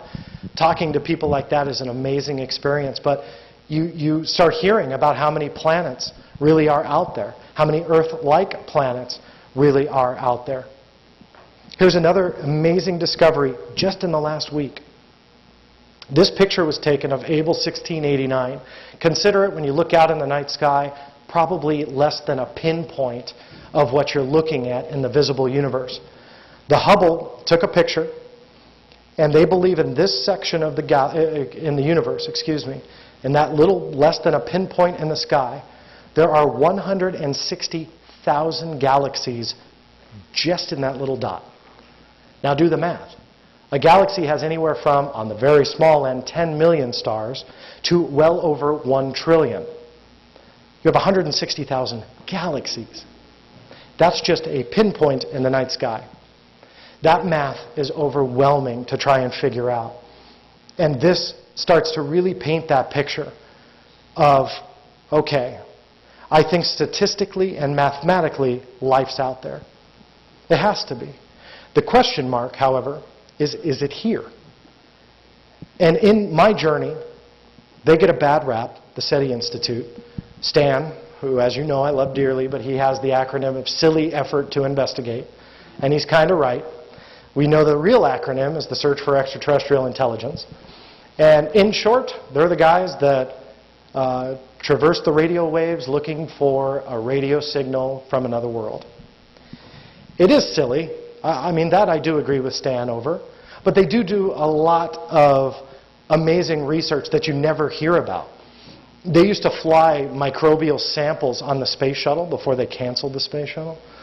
They used to fly microbial samples and actually put them into the vacuum of space, not in the confines of a suit or an environment. They literally flew them on the edge of the shuttle, and they survived. And that was a discovery that they had made when I was up there interviewing Dr. Seth Shostak. That's an amazing experiment, and yet you never hear about that. Miley Cyrus you hear about every day. But you have life forms living in the vacuum of space, hitching a ride on the edge of the space shuttle. They survive, and you never hear about it. Now, talking with the SETI Institute, though, this brought me to my fifth planet. Remember, I went through those planets, but I didn't tell you what Galileo was. Because Galileo, to me, I don't want to say it was a life-changing experience for me to talk to these scientists and realize what they thought aliens would look like, because we went through all the biological entities. Now, granted, they weren't intelligent, where they were walking and talking like you and I, but they were like dogs, cats, you know, something you'd find on an African safari. But every scientist that I talked to, including Dr. Jeffrey Marcy, again, kind of the father of exoplanets, Dr. Seth Shostak, who won't even say the UFO term because he thinks it's all a joke, including quite a few other really big names in this field. They believe that when we make first contact, because we haven't, they operate off that assumption, UFOs are easily explainable, they believe that when we make first contact, that it will not be with a biological entity, that it will be with a machine. Now, the first man to tell me that was Dr. Seth Shostak, and he told it to me over the phone. And for somebody like Dr. Shostak, who's one of the most intelligent people I've ever talked to, he's an amazing individual, and for him to tell you, well, John, plain and simple, I think we're going to meet a machine when we make first contact. And I laughed when he said that. I was like, oh, come on. Okay, so what do you think? And he was dead serious. And he believes that, and so does the scientific community, arguably as a whole, that when we make first contact, it's going to be a machine. That was my fifth planet. I ended the show with a completely biologically dead planet. These are screenshots, which is why they're a little blurry. But this is the planet that we created for the History Channel show. And there was a lot of backstory that actually didn't even make it into the show. But Galileo turned out to be Earth. And you'll see it as it shifts, and you'll see North America and South America. And I didn't get to kind of push that as much as I wanted to. But my whole point was that the history behind Galileo was that it was struck 3 times by 3 major comets. And that destroyed the biological life on Earth, but the machines survived. And they were able then to harness whatever remained to get off the planet and actually leave the planet and go elsewhere. And now, it sounds like a crazy science fiction notion. I didn't make this up. The scientists are the one that told me this. That's what they believe. Now, granted, the creative license was Galileo and making the Earth. But they believe that the robots are the ones that are going to rule the universe. And I wanted to say, I'm glad he's not in the room, but Dr. Shostak, you won't talk about UFOs, and you think we're all crazy for believing that this could be a government cover-up, and that you're going to tell me when we actually meet aliens it's going to be with a robot? Like, who's the crazy one? You know? I mean, to me, it was such a, pardon the pun, but an alien idea that it wasn't the gray alien that we hear about all the time, that it was a robot and a machine. And as I started talking to these scientists, you realize, oh my God, it all kind of makes sense. Because just in the last 100 years, here on Earth, human ingenuity has taken us to heights we've never even dreamed of, from the Wright brothers to some of the most advanced jet fighters ever to exist, from a Model T to a super sports car. But now, this is a DARPA project. DARPA is the Defense Advanced Research Project Agency. DARPA is funding these robots, these intelligently controlled robots, to be used for different purposes. Okay, now it's still in its infant stages, but it's an amazing video to watch. It's kind of tough to play videos in a situation like this, but this is a screenshot from a video. They have the robot walking. They'll actually throw things onto the conveyor belt as it's walking, like a 2x4 or a plank, and it will think for itself and step over it, or it will adjust its gait so it doesn't fall down. They actually had a thing come in from the side to try and bump it off its track, and it was able to comprehend it, adjust itself, and then just keep walking. Now, it sounds pretty basic. What's my point? Easy. When artificial intelligence gets to a point where it can control a robot like that, what happens? Well, it's going to be as advanced as that artificial intelligence is created. Now, it is argued that the CPU, the computers that you and I have at our home, the actual CPU will surpass the power of the human mind in roughly 2025, 2050. And when that happens, the minute we can harness that power, and it doesn't matter if it's 2100, it doesn't matter.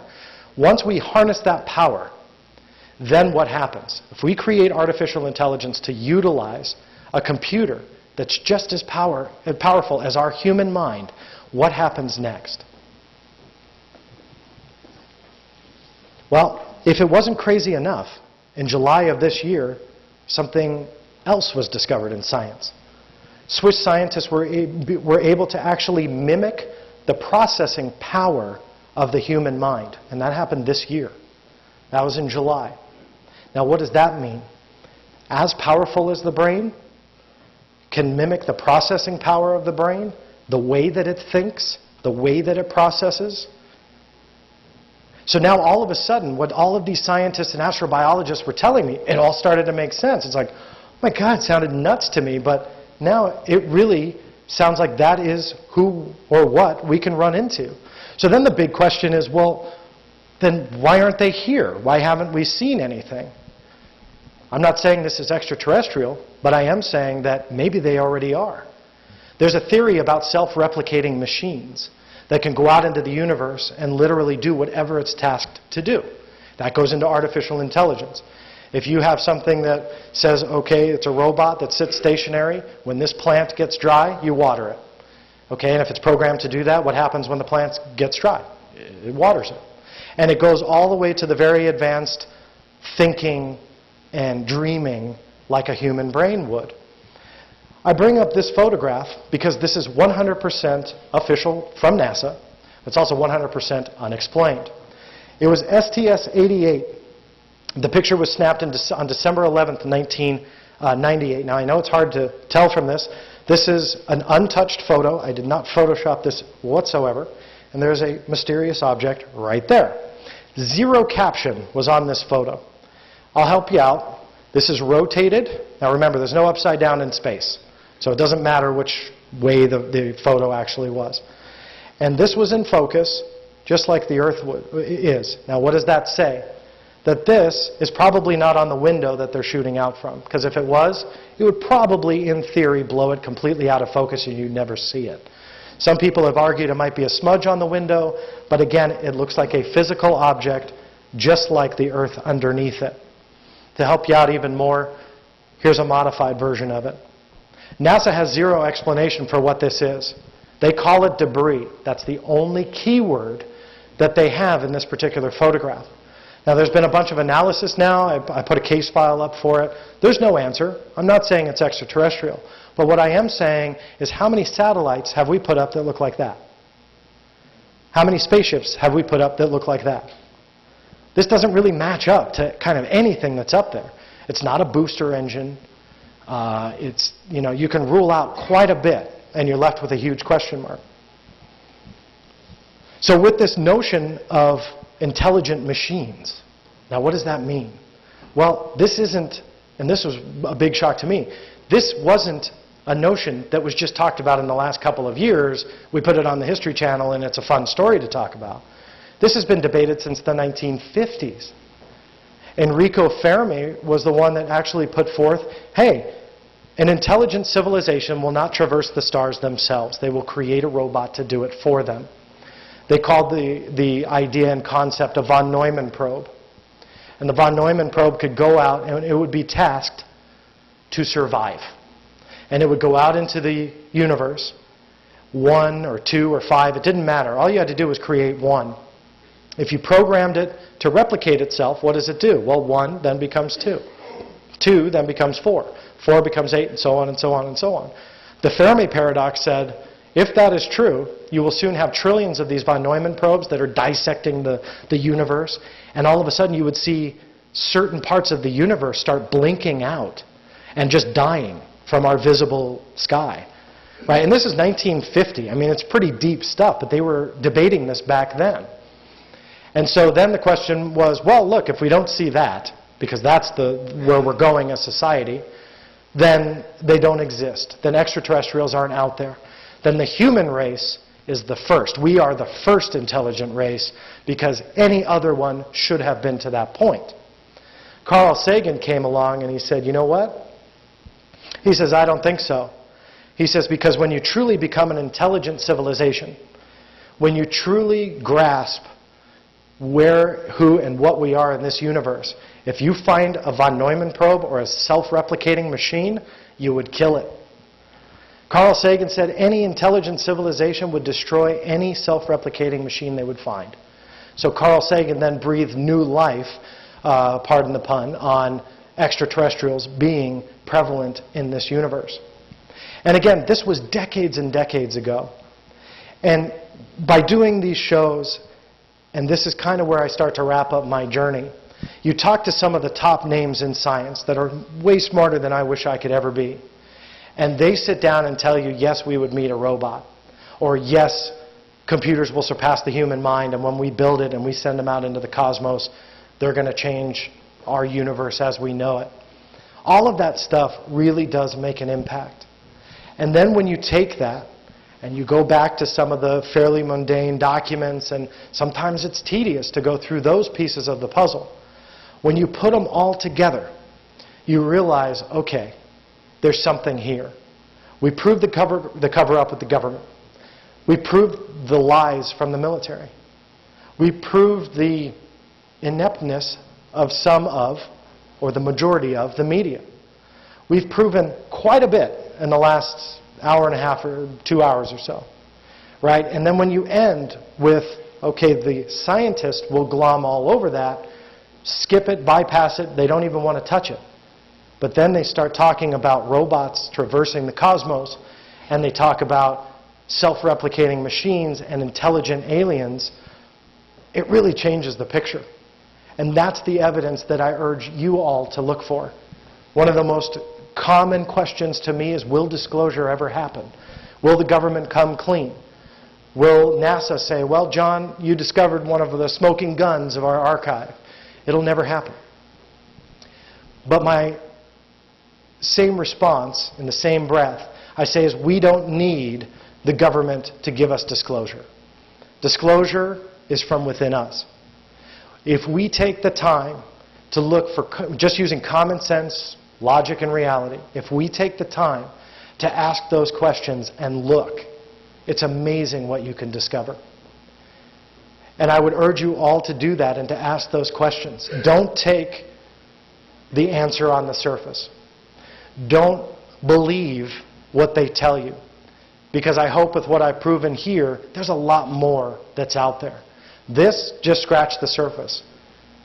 760,000 pages on not only UFOs, but all sorts of secrets out there. And when skeptics try and tell you, well, you know what? They can't keep a secret anyway. So if UFOs really were extraterrestrial and there was this cover-up, there's no way the government could keep that a secret. And my argument is they're not. Those documents prove they can't keep the secret completely away from you.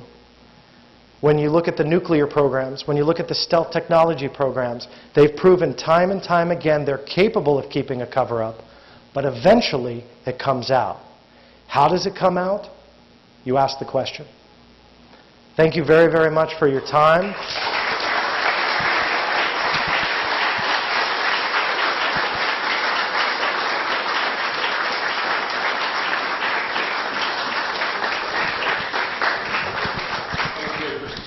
Thank you so much. If you don't mind, we'll do Q&A. That's fine, yeah. I didn't know how time-wise. Guys, can open up the mic a little bit, have a little Q&A. Everybody like to come up and ask a question. Check. Is it on now?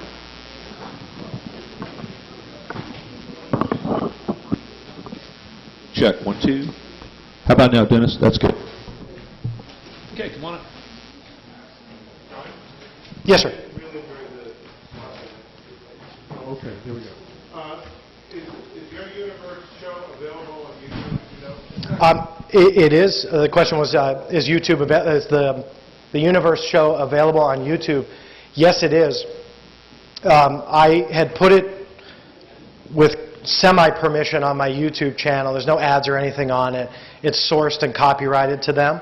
But yeah, I do have a copy of it, so you can definitely view the Universe show on the YouTube channel. Just put your name in and the universe.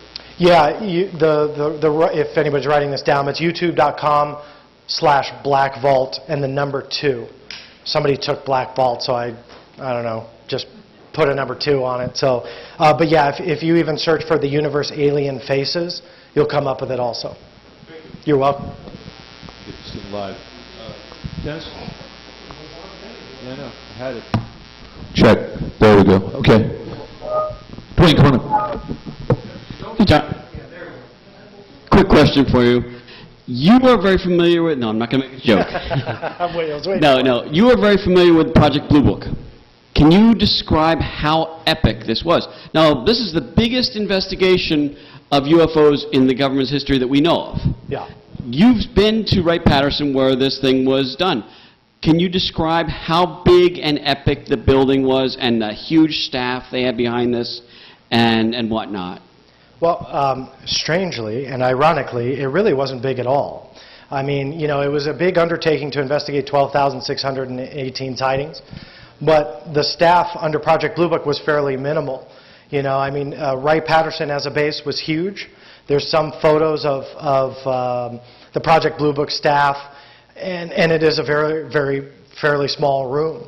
So it was kind of a joke that if they really wanted to investigate, they should have thrown more at it. You know, I think they were very much understaffed. They were very much, you know, not eager to find an answer. In my personal opinion, Project Blue Book was more of an explanation versus an investigation. Now, you brought up Wright-Patterson Air Force Base. Now, that in itself is gigantic. That was amazing.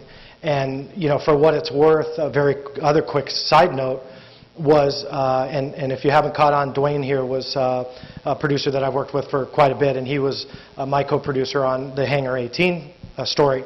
And Dwayne and I got to go to the Wright-Patterson Air Force Base, and he was the one that shared the blow-up green alien story with me. But one other interesting story was driving around, and we weren't able to, like, you know, hang the camera out the window or anything like that. Again, we were under those strict orders. But there was a lot of controversy on whether or not Wright-Patterson Air Force Base had underground facilities. Now, correct me if I'm wrong, I was told they did not, right? That was not really something they had, that there was nothing underground. On top of that, they did have a Building 18, but they did not have a Hangar 18. Now, what's so important with that? Well, Building 18 was actually one of the only buildings that we couldn't point our camera at. And they didn't tell us why, other than there were certain spots of the base we couldn't show in fear of a terrorist attack, so that they could then plot out where, you know, whatever. We weren't even allowed to show the entrance to the base. Yeah. We It weren't was allowed, really we weren't allowed to bizarre. show how you got into the base. Yeah, and they had some weird, you know, they had some weird rules. And when Dwayne and I were driving across base, I think we had just eaten, and we were behind our escort, and we were talking in the car, and as we come off of a stop sign, which actually they had just finished lowering the flag, which was an amazing experience. I wish we realized that was what was going on at the time, but they raised the flag and the entire base stops moving. And we didn't realize, we're like, why is our escort just stopped at this stop sign? We were about ready to honk, like, hey, what's going on? And everybody, no matter where you are, stops and waits for the flag to lower. Anyway, after we come off the stop sign, Building 18 is to our left, and Dwayne was driving, and I just kind of look over, and there was those vents that you would have on your attic that spin and pull out the hot air on the ground. All over. Yeah. And you look at that and you go, wait a minute, there's something underneath there, you know? And we kind of had this aha moment, but we couldn't talk about it on camera, we couldn't shoot it, we couldn't, nothing. So that's, you know, it's kind of a story that we share together, and I bring it up for what it's worth. But it was definitely a fun time. It's a humongo base, but Project Blue Book, going back to your question, was definitely underfunded, undermanned, understaffed, and pardon the term. So it was to me, and yeah, I think we talked about this, it was more a media thing. Yeah. As opposed to a real investigation. Absolutely. And that ties into the Robertson panel, was that they wanted the media, and that could even tie into today, where that stereotype comes from. They wanted the media to just stop profiling it. They didn't want the public interested in it. It was, call it a disinformation campaign, which I think I did earlier, but they didn't want us to look at it. And that was in 1952. Nowadays, when you look at what has been declassified and you look at what the government has done, meaning that disinformation campaign, it kind of breeds it sheds a whole new light on shows like the Peter Jennings special that just makes us all lose interest if you don't care enough to look at the evidence. So it's an amazing piece of ufological history, but it's definitely something that was undermanned and understaffed. Okay, do you think one of the reasons why the scientific community and the Army and all the Air Forces does not want us to know the truth about UFOs, not only because they regard it as a threat to national security, but also the oil companies regard UFO technology as a threat to oil company profit, so they somehow get the scientists and the media and the Air Force not to talk about UFOs or to discredit UFOs, because that kind of flying saucer technology would really cut into oil company profits? Well, I think that it's a great question, because that is part of the conspiracy and cover-up, is that what's the motive? And I believe that the majority of the motive is fear on what the public would do and how they would react. And I'll get to the energy thing in a moment. But the reason I bring that up, and I sometimes bring this up during the presentation, is how many people heard of the Heaven's Gate cult? And a lot of people raise their hand. And if you haven't, they're the cult that killed themselves when it was alleged a UFO was behind a comet. Yet, when I say, okay, out of those that are raising your hand, how many heard of Heaven's Gate before they killed themselves? And everybody put their hands down. And so the reason why I bring that up is because how many little groups and sects and stuff like that are out there that wouldn't take an admission well? That is the national security part. Now, to go to your part about the power, propulsion, the energy, and the oil companies, that is part of the conspiracy, because when you start talking about traversing the stars, you're talking about a completely different transportation method, technology. Oil doesn't really matter anymore. Call it free energy, call it whatever you will. Could that be a role in this? Quite possibly. My personal opinion, it's more so the fear of how the public would react. I call it the War of the Worlds scenario. Yet the energy concerns, especially with the big oil companies, it's something that's very prevalent in the conspiracy realm, but there's really kind of no way to tell. Well, I think a lot of it is not only national security, but I think even more of it had to do with the threat to oil company profit, because it's very expensive to keep profit above the margin of production and labor costs, and that's what I think, that it had to do, that UFOs are like a threat to big oil company profit because it's so expensive. No, you're absolutely right. I mean, and again, if the propulsion systems were to change and that new technology were to come around, and again, the free energy thing, those profits, no, they wouldn't diminish. They would pretty much be obliviated and gone. Thank you very much. Thank you. Hey, I had a question. Sure. If you had any documents on like underground bases or UFOs that come out the ocean. I know they have a certain name, but if you had like documents on a black vault on like both of them. Yeah, what you're referencing is probably USOs, Yes, or yes. sometimes unidentified submersible objects or unidentified submerged objects. There are cases from the United States Navy that they see underwater objects going at speeds that we cannot go in our technology, and biology cannot go those speeds either, and they see them on their sonar. So they call those USOs. Those are real. There's actually manuals, just like Air Force Air Force Instruction 10-206. There are manuals that are very similar to the United States Navy, and they call them MARINs instead of SERVIS. MARINs is maritime intelligence, and the MARINs reports are kind of what the Navy collects in regards to UFOs, and then you kind of just put them in the archive. So they're definitely out there. They're not as prevalent as the normal UFOs that you would see in the sky, but there are documented cases out there, not only by the U.S. Navy, but also militaries worldwide, namely even the former Soviet Union, had quite a few interesting cases. And I know investigator Paul Stonehill has done quite a bit of research into that particular genre. And it's an interesting niche. Even on Unsealed, we had done an episode that was all about what they call Devil's Triangle off the coast of California, where a lot of USOs are seen, which become UFOs coming out of the water, and it's kind of, call it a UFO base, if you will. I don't know how much I am into those types of stories, but you can't argue the number of stories that are out there. So it's definitely an interesting phenomenon. Yeah, back to your question, there are quite a bit of documents that you can read. All right, cool. Thanks. You're welcome. Thank you. I think this was the best presentation I've ever seen with a MUFON or any other group. It was succinct. Well, thank you. It was clear. It was scientific. It was well done. I'll give you your $20. I have two things that I've seen in the papers, actually in the newspapers. At the beginning of the year, approximately, I think it was February of this year, where there was in the paper, they were talking about military Chinese vessels supposedly guarding warring exercises against UFOs off of San Off the coast of Francisco. San Francisco, yeah, I heard about And the this. second thing, which I ask you about, is the photograph of the Baltic Sea at the base with what looked like an alien craft Yeah. in the water. Now, these are things that are in the papers, and kind of like what happened in 1942, Right. where there's actual documentation of something that happened.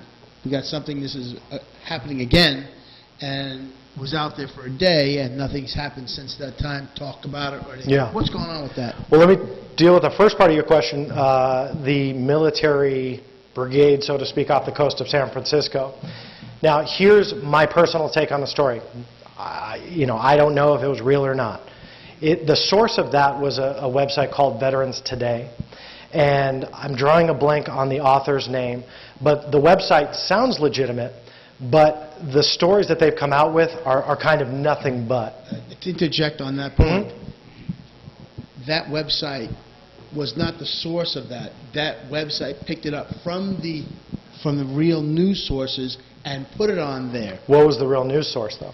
I don't know. I See, just know that I saw that in the paper first, and then later on saw that, I looked it up to see if there were any other articles on it, and then I saw a sidebar to that website. Yeah, that's what's hard in this day and age, and especially with the internet, is that you don't know what's real or not anymore, and everybody seemingly copies each other. And and just a very quick note, and then I'll tell this quick story and then deal with the second part of your question, is that for me anyway, from what I saw, the Veterans Today, and again, if it was another source, that's fine, was the source of this article. And again, it was about the U.S. and Chinese naval vessels that were seemingly going to war with these UFOs UFOs off the coast of San Francisco. Am I done? Did I talk too long? The source is very questionable. Evidence is kind of non-existent. You know, there wasn't even like a photograph of a massive amount of warships off the coast of San Francisco. You know, I mean, with everybody's eyes pointed to Alcatraz or whatever, you'd think that maybe in the distance you go, what the heck is that with all those warships out there? But there was kind of no evidence to support that. So I kind of discredited that story up in the beginning, and there was actually a user of my site that attacked me and went after me saying, how dare you say this? And I go, wait a minute, I just said there's no evidence, you know, and I don't know about that. So to comment on it, I personally don't buy that particular story. And here's the reason why I asked you about the source of the media is, for those of you who listen to Coast, you may have heard my interview a couple weeks ago, and George had invited me on to talk about how I got entangled in this story, how I have no idea, but entangled in this story about a mysterious sea creature that was found in the Persian Gulf. Now, very quickly, the way that this story came about was that a headline surfaced that an Iranian Navy vessel saw a sea creature, captured a sea creature, had pictures of it. It was fascinating looking. I mean, you can't tell what the heck this thing is. And they had no idea what it was. At the end of the article, they say they pulled in an expert and they believe that it was a whale carcass. Okay? So I put this case file up in the website, and I was amazed that not 10 or 20, but like 50 or 60 or 70 news agencies, major, ABC, NBC, CBS, Huffington Post, AOL, everybody started profiling this thing, and they all had the same facts, right? Iranian naval vessel, identified as a whale carcass, this, that, and the other thing. Well, somehow, Google ranked my webpage as like #1 when it comes to searching for this particular sea creature. And my traffic went through the roof. And the photographer that actually took the photos of this thing, and I do have a point with this, so bear with me. The photographer wrote me out of the blue, and he said, hey, you know, I'm the one that took this photo. I have no idea how this blew up the way that it did. And he sent me actual additional photos that weren't available anywhere else, sent me a photo of the captain of the ship, and then I interviewed him. And I was the only one that actually decided to ask the real photographer what happened. And every news agency, all 60, 70 of them, were all wrong.